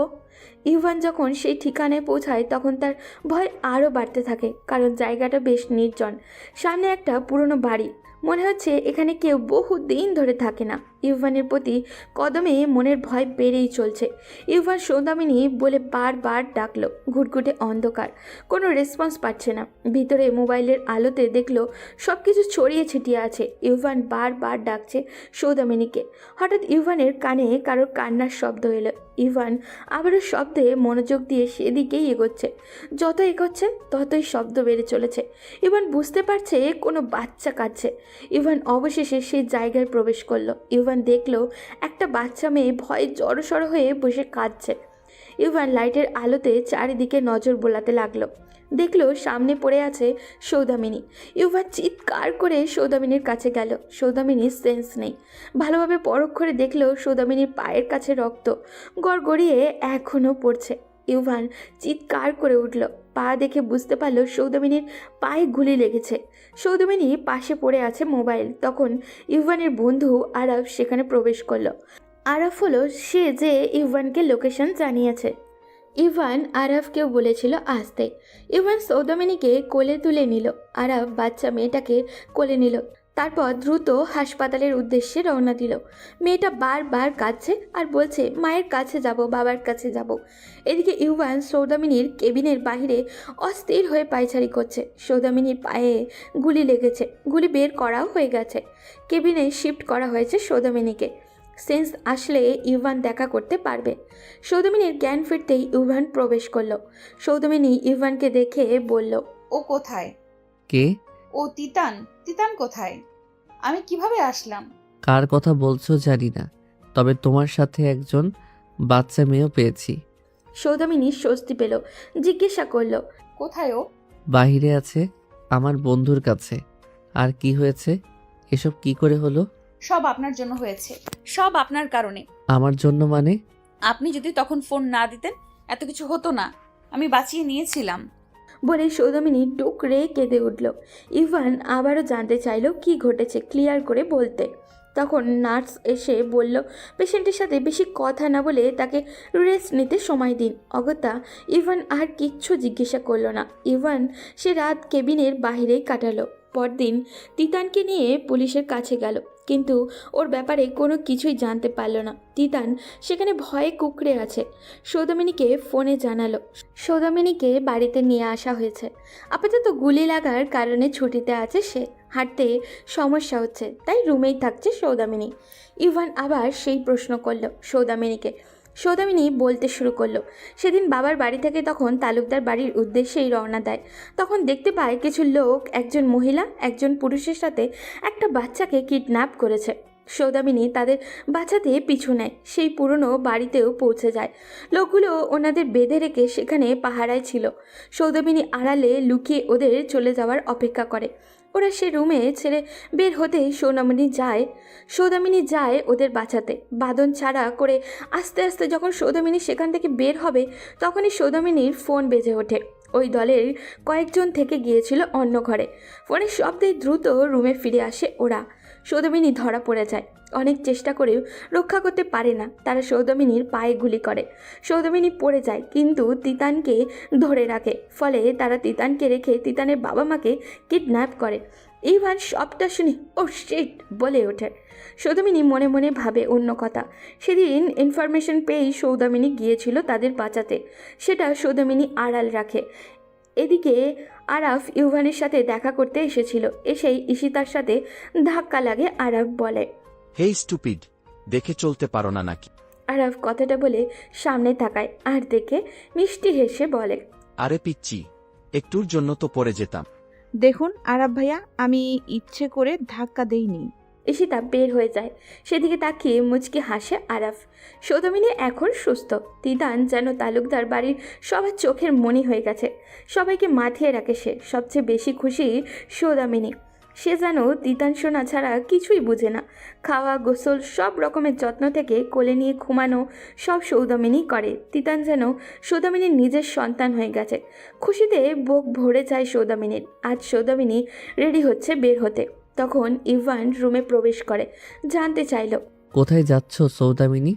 বেশ কিছুদিন আমি ছুটিতে ছিলাম, এখন সুস্থ, তাই রেডি হয়ে অফিসের জন্য বের হব। কোথাও যাবে না তুমি? আমাদের অবস্থা এতটা খারাপ হয়ে যায়নি যে বাড়ির বউ বাহিরে চাকরি করবে? আর তাছাড়া কি বিপদ বাঁধিয়েছিলে সেটা ভুলে যেও না। আমি কখন বললাম আমি আপনাদের জন্য চাকরি করি? জানি আপনাদের টাকা পয়সার অভাব নেই, কিন্তু তাও আমি আমার কাজ ছাড়বো না। কেন? এর দুটি কারণ আছে। প্রথমত, আমার বাবার দেখাশোনা করার জন্য আমি অন্য কারো কাছে সাহায্য চাইবো না। আর দ্বিতীয়ত কি? আমি রূপবতী নই। এই দুনিয়ায় রূপের বড্ড কদর। আমার মতো কালো মেয়ের জন্য দুনিয়া কতটা কঠিন সেটা আমি ছোট থেকে বেড়ে ওঠার সময় প্রতিটা পদে পদে অনুভব করেছি। তাই সিদ্ধান্ত নিয়েছি, রূপ নেই তো কি হয়েছে, আমি গুণ দিয়ে নিজেকে প্রমাণ করব। যোগ্য হতে হবে আমায়। আর তাছাড়া আপনার বাড়িতে আমার অবস্থান কেমন সেটা আমার চেয়ে আপনি ভালো জানেন। কাল যদি ধাক্কা দিয়ে বের করে দেন তাহলে আমি চাই না ভিক্ষা করতে। তাই আমাকে আমার চাকরি নিয়ে কিছু বলবেন না। সৌদামিনী কথায় কতটা কষ্ট, অভিমান জমা সেটা হয়তো ইভান অনুভব করছে। ইভান ঠায় দাঁড়িয়ে সৌদামিনী সন্তপর্ণে চোখের পানি মুছে নিল। তিতানকে ইবনাতের কাছে রেখে চলে গেল নিজের কাজে। সৌদামিনী বেশ ব্যস্ত আজ। তিতানের মা বাবাকে তার সামনে থেকে কিডন্যাপ করা হলো আর সে কিছুই করতে পারেনি। তাই অনুতাপে সৌদামিনী একটু স্বস্তিও পায়নি। তাই এসেই তাদের ব্যাপারে তথ্য সংগ্রহ করতে ব্যস্ত। এদিকে তিতান আজকে কাঁদছে খুবই। কেউ কিছুই খাওয়াতেই পারছে না। শুরুতে সৌদামিনীকেও একটু পছন্দ করতো না তিতান। এখন সৌদামিনী ছাড়া আর কিছুই বুঝে না। ইবনাত সৌদামিনীকে ফোন দিল। সুন্দর করে বলল যদি গুড গার্ল হয়ে সবার কথা শুনে তাহলে সৌদামিনী অনেক চকলেট নিয়ে আসবে। শুনে খুশি হয় তিতান। ইফরান আর পায়েলের মাঝে বেশ ঝগড়া লেগেছে। অফিসে যাওয়ার সময় 1 কাপ চা চেয়েছিল ইফরান, আর পায়েল সোজা না করে দেয় আর বলে, এই সব কাজ করার জন্য আমি এই বাড়িতে এসেছি?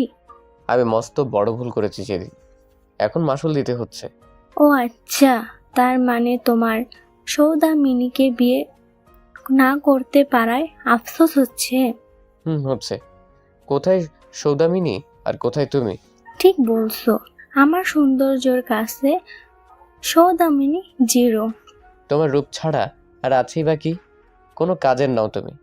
1 কাপ চা পর্যন্ত করতে পারো না। বড়দের সাথে মুখে মুখে তর্ক করো।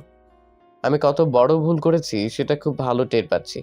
সৌদামিনী অনেক চেষ্টা করেও তিতানের বাবা মায়ের কোনো খবর পাচ্ছে না। কারা ছিল ওরা আর কোথায় নিয়ে গেছে কিছুই বুঝতে পারছে না। ছোট্ট বাচ্চাটার জন্য বড্ড খারাপ লাগে সৌদামিনীর।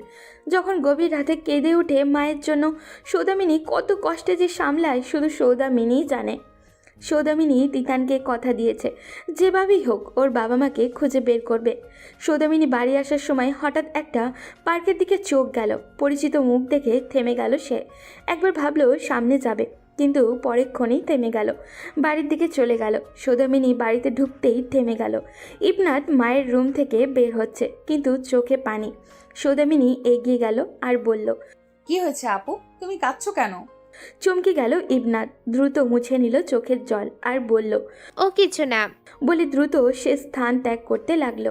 সৌদামিনী পেছন থেকে বলল, এতদিন ভাবতাম তালুকদার বাড়ির একজন মানুষ আছে যে আমায় প্রথম দিনই কাছে টেনে নিয়েছে, আমাকে আপন করে নিয়েছে। অথচ আমি ভুল ছিলাম, আমি কারোর আপন হতেই পারিনি। সৌদামিনীর এমন কথায় ইবনাত থেমে গেল। সৌদামিনীর দিকে ফিরে বলল, তেমন কোনো ব্যাপার না সৌদামিনী, তুমি আমায় ভুল বুঝো না প্লিজ।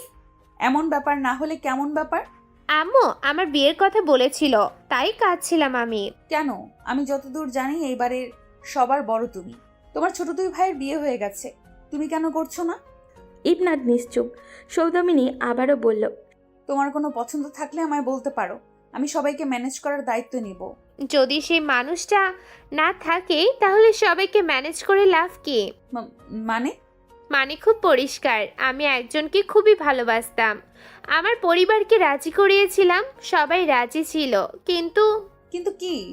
কিন্তু সে কোথায় হারিয়ে গেছে। অনেক খুঁজেছি তাকে, আমাদের বিয়ের দিন ঠিক করা হয়ে গেছিল, তারপর সে উধাও হয়ে যায়। এতগুলো বছর তার অপেক্ষায় আছি, কিন্তু জানি না সে কোথায়, কেউ কখনো খোঁজ এনে দিতে পারেনি। হয়তো সে নেই, তুমি কেন অপেক্ষা করে আছো? আমি তার সাথে কি হয়েছে সেটা যতদিন জানবো না ততদিন অপেক্ষা করব তার জন্য। যদি সারা জীবন অপেক্ষা করতে হয়, সারা জীবনে অপেক্ষায় থাকবো। সৌদামিনী সন্ধ্যাবেলা ছাদে গিয়েছিল নিজের কিছু জামা কাপড় আনতে। ততক্ষণে ধরণী অন্ধকারে আচ্ছন্ন হয়ে গেছে।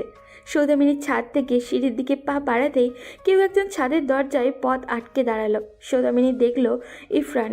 সৌদামিনী এই বাড়িতে সবার সাথে কথা বললেও আজ পর্যন্ত ইরফানের সাথে কখনো কথা বলেনি, এড়িয়ে চলেছে বারে বারে।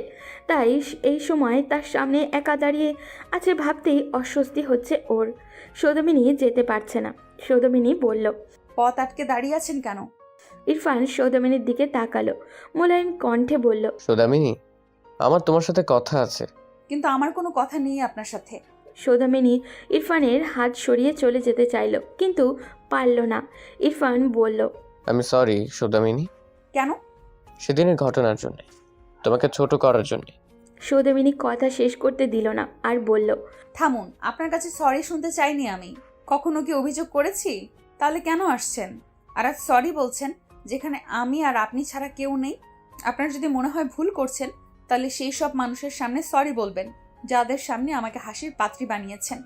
সৌদামিনীর কথা শেষ করার আগে সেখানে ইরফান উপস্থিত হলো, আর বলল, কি হচ্ছে এখানে? সৌদামিনী কিছু না বলে সেখান থেকে চলে গেল। ইরফানকে জিজ্ঞাসা করলো, কি হচ্ছিল এখানে? কি নিয়ে কথা চলছিল? ভাইয়া আসলে সৌদামিনীকে। স্টপ। ওকে সৌদামিনী ডাকার রাইট কখন দিলাম তোকে? মানে? আমি তোর বড় ভাইয়ের বউকে নাম ধরে যদি আরেকবার ডাকিস খুব খারাপ হবে। রাত হয়ে গেছে। তিতান আজ সারাদিন কোনো কিচ্ছু খায়নি। সৌদামিনী তিতানকে খাইয়ে দিতে বসেছে, কিন্তু তিতান খাবার খাচ্ছে না। তিতান বলল, তুমি একটা মিথ্যেবাদী। তুমি জানো মা বলেছে পচা মানুষেরা মিথ্যেবাদী হয়। তুমি কি পচা? এমন কথা কেন বলছো সোনা? আমি কি করেছি? তুমি বলেছো মা বাবাকে ফিরিয়ে আনতে গেছে, তাহলে নিয়ে আসেনি কেন? তোমার মা বাবাকে ফিরিয়ে আনবো শীঘ্রই। এখন হা করো তো, খাবারটা খেয়ে নাও। তিতান সৌদামিনীর হাত সরিয়ে দিল, আর বলল, আমি খাবো না মা, না আসলে খাবো না। ঠিক আছে, খেতে হবে না। আজকে মজার একটা চকলেট এনেছি, সেটা আমি খেয়ে ফেলবো, ঠিক আছে? না, আমি খাবো, দাও চকলেট। আগে খাবার শেষ করো, তারপর। সৌদামিনী তিতানকে খাইয়ে ঘুম পাড়িয়ে দিল। তারপর নিচে এসে সকালে নাস্তা বানাতে ব্যস্ত হয়ে পড়ল। যখন তাড়াহুড়ো করে সৌদামিনীর রুমের দিকে গেল রেডি হতে, তখন ইরফান হাতে ঘড়ি পড়তে পড়তে বের হচ্ছিল। একজন তাড়াহুড়োতে রুমে ঢুকছে, আর একজন অমনোযোগে বের হচ্ছে। তখন ইরফান শক্তপোক্ত শরীরের সাথে ধাক্কা লেগে সৌদামিনী পা স্লিপ করে পড়ে যাচ্ছিল। ইরফান সৌদামিনীকে ধরতে গিয়ে ধরতে তো পারল না, উল্টে সৌদামিনীর গায়ের ওপরে পড়ল। ইরফান মুগ্ধ আঁকিতে সৌদামিনীর পানে তাকিয়ে আছে। হারিয়ে গেছে সৌদামিনীর কাজল কালো চোখের মায়া। বেখেয়ালিতে হাত দিয়ে সৌদামিনীর চুলগুলো কানের পাশেও গুজে দিল। সৌদামিনী তাকিয়ে চোখ সরিয়ে নিল। সৌদামিনী নড়ে চড়ে উঠল। ইরফানের ঘোর কেটে গেল। দুজনে উঠে দাঁড়ালো। তখন আবার দুজন দুদিকে যেতে দুজনের মাথা এক অপরের সাথে ঠোকা খেল। সৌদামিনী সরে গেল রেডি হতে। আচমকা ইরফান নিজের গতিপথ বদলে আবারও সৌদামিনীর কপালের সাথে নিজের কপাল থেকে দ্রুত চলে গেল। সৌদামিনী হাঁ হয়ে দাঁড়িয়ে আছে। সৌদামিনী রেডি হয়ে নিচে আসলো। তখন ঈশিতা বের হচ্ছে কলেজের উদ্দেশ্যে। সৌদামিনী জিজ্ঞাসা করলো, কোথায় যাচ্ছ? দেখতে পারছো না কোথায় যাচ্ছি? আর তোমার সাহস তো কম না, আমাকে জিজ্ঞাসা করো কোথায় যাই। আমি দেখতে পাচ্ছি তুমি কলেজে যাচ্ছ। এখন আমার প্রশ্ন হলো, সত্যিই কলেজে যাচ্ছ নাকি কলেজের নাম করে কোনো পার্কে? ঈশিতা চমকে গেল। ও কিভাবে জানলো? যেখানেই যাই না কেন সেটা আমার পার্সোনাল ম্যাটার, ওকে? তোমাকে আমি বলিনি আমার ব্যাপারে নাক গলাতে। তুমি এখনো ছোট, নিজের জন্য ভালো কোনটা আর মন্দ কোনটা বুঝতে শেখোনি। যার সাথে দেখা করছো সে ভালো মানুষ না। সময় আছে, এখনো সাবধান হলে তোমারই মঙ্গল। তুমি ভাবলে কি করে আমি তোমার কথা শুনবো? জোর করে আমার ভাইকে বিয়ে করে এ বাড়িতে ঢুকে আসো, সবাই মেনে নিল, আমি তোমাকে মানছি না। তোমার কথা শোনা তো আরো দূরের ব্যাপার। ঈশিতা বলে গট গট করে বের হয়ে গেল। সৌদামিনী চোখের জল গাল বেয়ে পড়ার আগে সেটা মুছে নিল। মুখে কৃত্রিম হাসি ফুটিয়ে নিজের কাজে চলে গেল। সৌদামিনী মরিয়া হয়ে খুঁজছে তিতানের বাবা মাকে। বাচ্চা মেয়েটা আজ তাকে এত বড় কথা বললেও মেনে নিতে পারছে না। অবশেষে এই লোকেশনের ব্যাপারে জানতে পেয়ে পুলিশ ইউনিফর্ম সমেত সেখানে চলে গেল। সৌদামিনী সেখানে গিয়ে কিছুই জানতে পারল না। নির্জন জায়গা এক্কেবারে, আশেপাশে কেউই নেই বললেই চলে। বাড়ির ভেতরে সব ধুলোবালিতে পরিপূর্ণ। একটা রুমের দিক থেকে মৃদু আলো আসছে।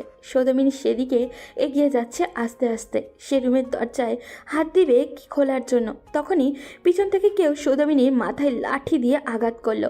সৌদামিনী সেখানেই লুটিয়ে পড়ল। সৌদামিনী যখন জ্ঞান ফিরল তখন নিজেকে একটা খোলা জায়গায় আবিষ্কার করলো। আশেপাশে কেউই নেই। মাথায় হাত দিয়ে দেখলো ব্যান্ডেজ করা। সৌদামিনী উঠে দ্রুত চারিদিকে তাকালো, কিন্তু কিছুই বুঝে উঠতে পারছে না। তখন কারোর কথা কানে এলো। কি হয়েছে মা, এখানে কি করছো? সৌদামিনী দেখলো একজন মধ্যবয়স্ক লোক দাঁড়িয়ে আছে। কে আপনি আঙ্কেল? আমি এখানে পাশেই থাকি, দেখলাম তুমি পরে আসো তাই দেখতে এলাম। ও আচ্ছা। তুমি কি কাউকে খুঁজছো? এখানে তো কেউ তেমন আসা যাওয়া করে না। বুঝতে পারছি, আসছি আমি। তারপর সৌদামিনী বাসায় চলে আসলো। রাতে ইউভান সৌদামিনীর মাথায় ব্যান্ডেজ করা দেখে কিছুটা অবাক হয়ে বলল, তুমি কি কাজ করো বলবে? বলেছি তো। কেমন কাজ সেটা জিজ্ঞেস করছি। একদিন গুলি লাগে, আরেকদিন মাথায় ব্যান্ডেজ লাগিয়ে আসো, এসবের মানে কি? দুটো আলাদা বিষয়। আমি আজকে পড়ে গিয়েছিলাম, তাই এমন হয়েছে। বলেই সৌদামিনী ইউভানকে কিছু বলার সুযোগ না দিয়ে তিতানকে নিয়ে রুম থেকে বের হয়ে গেল। ইরফান কেমন সন্দেহ করছে সৌদামিনীকে, নিজে প্রশ্ন করল, ও সত্যি বলছে তো নাকি বোকা বানাচ্ছে? দেখতে হচ্ছে তো। রাত তখন 2টা। সৌদামিনী চুপচাপ বিছানায় বসে আছে। আজ তিতানকে ঘুম পাড়িয়ে দিয়েও তার চোখে ঘুম নেই। হাতের মোবাইলটায় লোকেশন ম্যাপ দেখছে। কাল রাতে যেখানে গিয়েছিল সেখানে কিছুই পেল না। কিন্তু তিতানের বাবা মা হারিয়ে যাওয়ার রহস্য তো এখানেই শেষ হতে পারে না। হঠাৎ করেই একটা নাম্বার থেকে মেসেজ এলো। তুমি যেদিকে যাচ্ছ সেটা খুব বিপজ্জনক, ফিরে যাও, না হলে পরিণতি ভয়ানক হবে। সৌদামিনীর ভ্রু কুঁচকে গেল। কে এটা পাঠালো? তার কি সত্যিই নজরদারিতে রাখা হচ্ছে? কিন্তু সে হাল ছাড়বে না। সে ঠিক করলো আরও গভীরে যেতে হবে। পরদিন সকালে ইউভান আবারও দেখল সৌদামিনীর হাতে ছোটোখাটো কাটা দাগ। সে মুখে কিছু বলল না, শুধু লক্ষ্য করলো। নাস্তার টেবিলে ইউভান গ্লাস থেকে চুমুক দিতে দিতে বলল, তোমার হাতে এই দাগ কিসের? ও কিছু না, রান্না করতে গিয়ে কেটে গেছে। রান্না করতে গিয়ে হাত কাটলে সেটা দেখতেও রান্নার দাগের মতো হয়, কিন্তু তোমারটা অন্যরকম। বাহ, তুমি তো এখন ফরেনসিক এক্সপার্ট হয়ে গেলে। ফরেনসিক লাগবে না, আমার চোখ আছে, মাথা আছে, ব্রেনও আছে। তাহলে ওই ব্রেনটা কাজে লাগাও। আমার ছোটখাটো দাগ বিশ্লেষণ না করে তোমার নিজের কাজে ফোকাস করো। ইভান ঠোঁট কামড়ে রইল। এই মেয়েটা কিছু লুকোচ্ছে, এটা তো পরিষ্কার। সেদিন দুপুরে সৌদামিনী তিতানকে খেলতে বসে দ্রুত কোথাও বের হওয়ার জন্য রেডি হলো। ইভানও দরজার পাশে দাঁড়িয়েছিল। কোথায় যাচ্ছ? কিছু কাজে যাচ্ছি। কি কাজ? ব্যক্তিগত কাজ। তোমার এই ব্যক্তিগত কাজ কি এমন যে একদিন গুলির সামনে নিয়ে যায়, আরেকদিন মাথায় ব্যান্ডেজ লাগিয়ে নিয়ে আসে? তোমার ওপর নজর রাখা লাগবে মনে হচ্ছে। সৌদামিনী চুপচাপ দরজা দিয়ে বেরিয়ে গেল। ইভান তার বাইকের চাবি নিয়ে দ্রুত সৌদামিনীর পিছু নিল। সৌদামিনী বুঝতে পারে তাকে ফলো করা হচ্ছে। সৌদামিনী একটা নির্জন রাস্তার দিকে এগিয়ে যাচ্ছে। সে খুব সাবধানে চারপাশ দেখছে। তার মনে হচ্ছিল কেউ তাকে অনুসরণ করছে। হঠাৎ করেই সে পথের পাশে একটা আয়নার দোকান দেখে থেমে গেল। সে আয়নার দিকে তাকিয়ে দেখল পিছনে একটাই বাইক ধীর গতিতে চলছে, আর সেটা হলো ইউভান। সৌদামিনী ঠোঁট চেপে হাসল। তারপর হঠাৎ করেই সে রাস্তায় একটা রিক্সা ডাকলো। তারপর গলির মধ্যে ঢুকে গেল। ইউভান হতবম্ব হয়ে গেল। উফ, মেয়েটা কি কোনো সিক্রেট এজেন্ট নাকি? সৌদামিনী আবারও সেই জায়গাটিতে গেল যেখানে তার ধারণা ছিল তিতানের বাবা মাকে লুকিয়ে রাখা হতে পারে। এবার সে হাতে একটা ছোট টর্চ লাইট নিয়ে ধীরে ধীরে বাড়িটার দরজার কাছে গেল। হঠাৎ করেই পেছন থেকে কিসের যেন শব্দ হলো। সে চমকে পিছনে তাকালো, কিন্তু কিছুই দেখতে পেল না। কিন্তু তার বুকের ভেতরে কেমন যেন একটা অস্বস্তি হচ্ছিল। কেউ কি তার উপরে নজর রাখছে? সেদিনের মতো বাসায় এসে সৌদামিনী ঘুমিয়ে যায়। সেখান থেকে কিছু ইনফরমেশন জোগাড় করতে পেরেছে ও। পরদিন সকাল প্রায় 11টা। সৌদামিনী এখনও ঘুমিয়ে। পুরো বাড়িতে রীতিমতো একটা তোলপাড় শুরু হয়ে গেছে। রান্নাঘরে কাজকর্ম এলোমেলো হয়ে আছে। ঘরে ঝাড়ু দেওয়া হয়নি, চা বানানো হয়নি। সবাই যেন খুব উগরে দেওয়ার সুযোগ খুঁজছে। এই মেয়ে এখনো উঠলো না? দেরি হলে কি তার কিছু যায় আসে? আহারে, ঘুমাতে দাও। সারা রাত তো রাজকন্যার মতো খেটে মরেছ। সকাল হলে একটু দাসীর মতো খেটে মরতে বললে যেন চান বেরিয়ে যায়। কেউ গিয়ে ওকে উঠাও, এত দেরি করে ঘুমালে চলে? তখনই উপরের রুমের দরজা খুলে সৌদামিনী নিচে নেমে এলো। চোখে ক্লান্তি, মুখে নিস্তেজ ভাব। সে এখনও পুরোপুরি জেগে উঠতে পারেনি, কিন্তু এত শোরগোল শুনে সে আর শুয়ে থাকা সম্ভব হচ্ছিল না। কি হয়েছে? সকাল থেকে এত আওয়াজ কেন? তোর জন্যই সব। এই বাড়িতে কাজের লোক না থাকলে কি হবে? তোকে তো পাওয়া যায়, এত দেরি করে ওঠার সাহস হয় কিভাবে? আমি কি ইচ্ছে করে দেরি করেছি? শরীর খারাপ লাগছিল, তাই একটু ঘুমিয়েছি। আহারে, তোর শরীর খারাপ লাগবে না? সারা রাত কোথায় ঘুরছিলি কে জানে? সৌদামিনী চুপ করে গেল। সে জানে এই বাড়িতে তার ভালো কিছু করার কোনো মূল্য নেই। ঠিক তখনই হঠাৎ একটা ফোন আসে।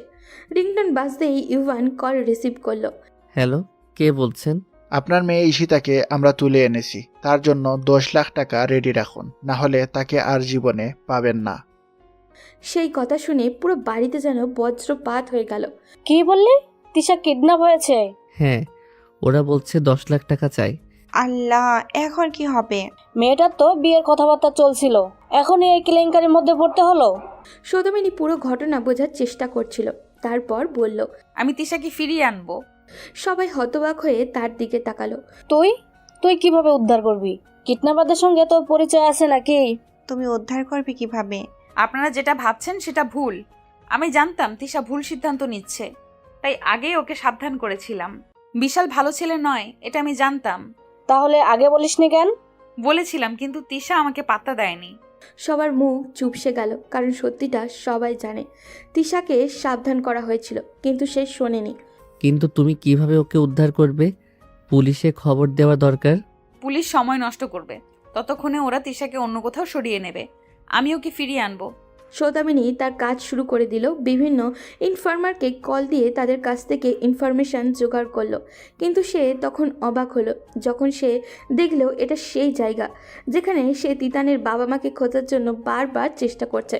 তার মনে আরেকটু দৃঢ়তার সৃষ্টি হলো। সে ভাবলো এখন সে তিশার সাথে সাথে সে তিতানের বাবা মাকেও খুঁজে পাবে। রাতে সবার ঘুমানোর পর সৌদামিনী আস্তে আস্তে নিজের ব্যাগ থেকে একটা ছোট পিস্তল বের করলো, আর কিছু টাকা, মোবাইল ও আরেকটা সিম কার্ড নিল।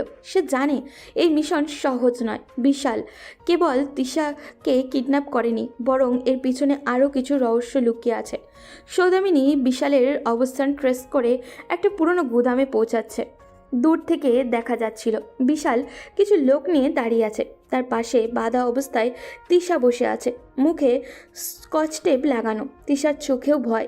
হঠাৎই সৌদামিনী লক্ষ্য করলো সেখানে আরও দুজন বন্দী, তিতানের বাবা মা। সৌদামিনীর চোখ বিস্ফোরিত হয়ে গেল। এতদিন ধরে যাদের খুঁজছিল তারা এখানে। সৌদামিনী গোপনে এক পাশে দাঁড়িয়ে পরিস্থিতি বোঝার চেষ্টা করছিল। হঠাৎ বিশাল ফোনে কারোর সঙ্গে কথা বলতে শুরু করলো। হ্যাঁ বস, টাকা রেডি আছে। তুই ওদের শেষ করে দে, বেশি ঝামেলা বাড়াস না। সৌদামিনীর ধৈর্যের বাঁধ ভেঙে গেল। সে পকেট থেকে একটা ছোট গ্যাস গ্রেনেড বের করে ছুঁড়ে মারল। কি হচ্ছে? ধোঁয়ায় চারপাশ ঝাপসা হয়ে গেল। সৌদামিনী দৌড়ে গিয়ে তিশার দড়ি খুলল। তুমি আমাকে বাঁচাতে এলে ভাবি? এখন কথা বলার সময় নেই, চলো। হঠাৎই বিশাল ধোঁয়া কেটে সামনে এসে দাঁড়ালো। আমি জানতাম তুই আসবি। আর আমি জানতাম তোর শেষ এখানেই হবে। বিশাল বন্দুক তুলল, কিন্তু ঠিক তখনই বাইরে পুলিশের সাইরেন। সৌদামিনীর চোখের ইশারায় পুলিশের দলকে নির্দেশ দিলেন। মুহূর্তেই বিশাল এবং তার দলবল ঘিরে ফেলা হলো। এটা কি হচ্ছে? তোর খেলা শেষ বিশাল। বিশাল এবং তার সঙ্গীদের বিরুদ্ধে অপহরণ, ব্ল্যাকমেল এবং বেআইনি কার্যকলাপের অভিযোগে মামলা করা হচ্ছে। ঠিক তখনই ইউভান পুলিশের সাথে সেখানে পৌঁছালো। সে তো দেখে হতবাক। সৌদামিনী, তুমি এখানে কি করছো? ওনার নির্দেশে এই অভিযান। মানে? সে একজন গোয়েন্দা অফিসার। এই কথা শুনে ইউভান, তিশা এবং বাকিরা চমকে উঠল। তিতান তার বাবা মাকে পেয়ে অনেক খুশি হলো। তারপর তিতান আর তার বাবা মায়ের সবার থেকে বিদায় নিয়ে চলে গেলেন। সবাই বাসায় ফেরার পর তিশা রাগ মিশ্রিত বিস্ময়ে বলে উঠল, তুমি আমাদের এতদিন মিথ্যা বললে তুমি একজন পুলিশ অফিসার? আমরা এতদিন তোমাকে অপমান করেছি, কাজ করিয়েছি, অথচ তুমি আমাদের পরিবারের জন্য এত কিছু করেছো। আমরা ভুলে গেছি মা, মাফ করে দে। সৌদামিনী একটু হেসেই বলল, আমি শুধু আমার কর্তব্য পালন করেছি আর পরিবারের ভালো চেয়েছি। ইভান গভীরভাবে সৌদামিনীর দিকে তাকিয়েছিল। তার চোখে ছিল বিস্ময়, মুগ্ধতা, আরও একরকম অজানা অনুভূতি। রাত গভীর, অভিযানের উত্তেজনা কেটে গেলেও ইভানের মনে অদ্ভুত এক অস্বস্তিরতা কাজ করছে। সৌদামিনীকে নিয়ে তার ভাবনার যেন শেষ নেই। দুজন নেই নিজেদের রুমে ফিরল। সৌদামিনীর ড্রেসিং টেবিলের সামনে দাঁড়িয়ে চুল বাঁধছিল। তখনই পিছন থেকে ইভান ধীরে ধীরে এগিয়ে এলো। আমি সত্যি দুঃখিত সৌদামিনী, তোমার ব্যাপারে কখনো কিছু জানার চেষ্টা করিনি, উল্টো ভুল বুঝেছি, কষ্ট দিয়েছি। তুমি এত সিরিয়াস কেন? আমি তোমার উপর কখনো রাগ করিনি ইউভান। তাও আমি চাই তুমি আমাকে ক্ষমা করো। তুমি জানো, রাগ তো তখনই হয় যখন কারোর প্রতি ভালোবাসা থাকে। ইভান কিছু চুপ করে থাকলো। তারপর একদম কাছে এসে আস্তে করে বলল, তুমি জানো আমি কখনো কাউকে এভাবে অনুভব করিনি। সৌদামিনী একটু হাসলো, কিন্তু মুখ নিচু করে ফেলল। তুমি আমাকে কি অনুভব করো সৌদামিনী? আমি জানি না, তবে তোমার কাছাকাছি এলে বুক ধকধক করে। এটা কি? ইভান হালকা হাসলো। তারপর সৌদামিনীর হাতটা নিজের হাতে নিয়ে বলল, এটা ভালোবাসা সৌদামিনী। সৌদামিনী লজ্জায় চোখ নামিয়ে নিল, আর ইউভান মুগ্ধ চোখে তার দিকে তাকিয়ে রইল। সৌদামিনীর জীবনে অবশেষে সুখের আলো ফুটতে শুরু করেছে। দীর্ঘদিনের দুঃখ, কষ্ট, চোখের জল এবং নিঃসঙ্গতার পর এখন সে এক নতুন জীবনের স্বাদ পাচ্ছে। তার বাবাও সুস্থ হয়ে বাড়ি ফিরেছেন, যা তার জন্য সবচেয়ে বড় আশীর্বাদ। বাসার সবাই এখন তাকে শুধু পছন্দই করে না, বরং তাকে পরিবারের এক অবিচ্ছেদ্য অংশ হিসাবে গ্রহণ করেছে। সবার ভালোবাসায় সে যেন নতুন করে বাঁচতে শিখেছে। অন্যদিকে ইরফান আর পায়েলের সম্পর্ক দিন দিন আরও জটিল হয়ে উঠেছে। তাদের প্রতিদিনের ছোটোখাটো ঝগড়া এবং বড় আকার নিতে শুরু করেছে। ভুল বোঝাবুঝি, অভিমান আর মান অভিমান যেন তাদের সম্পর্কে ধীরে ধীরে ফাঁকা করে দিচ্ছে। তবে ইউভান আর সৌদামিনী দুজনেই চেষ্টা করছে তাদের সংসারটাকে টিকিয়ে রাখতে, ভালোবাসার বাঁধনকে শক্তিশালী করতে। ইউভান আর সৌদামিনী একসঙ্গে এক সুখী সংসার গড়ে তুলেছে, যেখানে ভালোবাসা, বিশ্বাস আর পারস্পরিক সম্মান প্রধান ভিত্তি। তারা সবাইকে একত্রে রাখার চেষ্টা করছে, যেন প্রতিটি সম্পর্ক আরও গভীর হয়। ধীরে ধীরে সৌদামিনীর জীবন সত্যিকারের সুখের গল্প হয়ে উঠেছে, যেখানে অশ্রুর বদলে হাসির রং ছড়িয়ে পড়েছে, কষ্টের বদলে ভালোবাসার সুর বাজছে।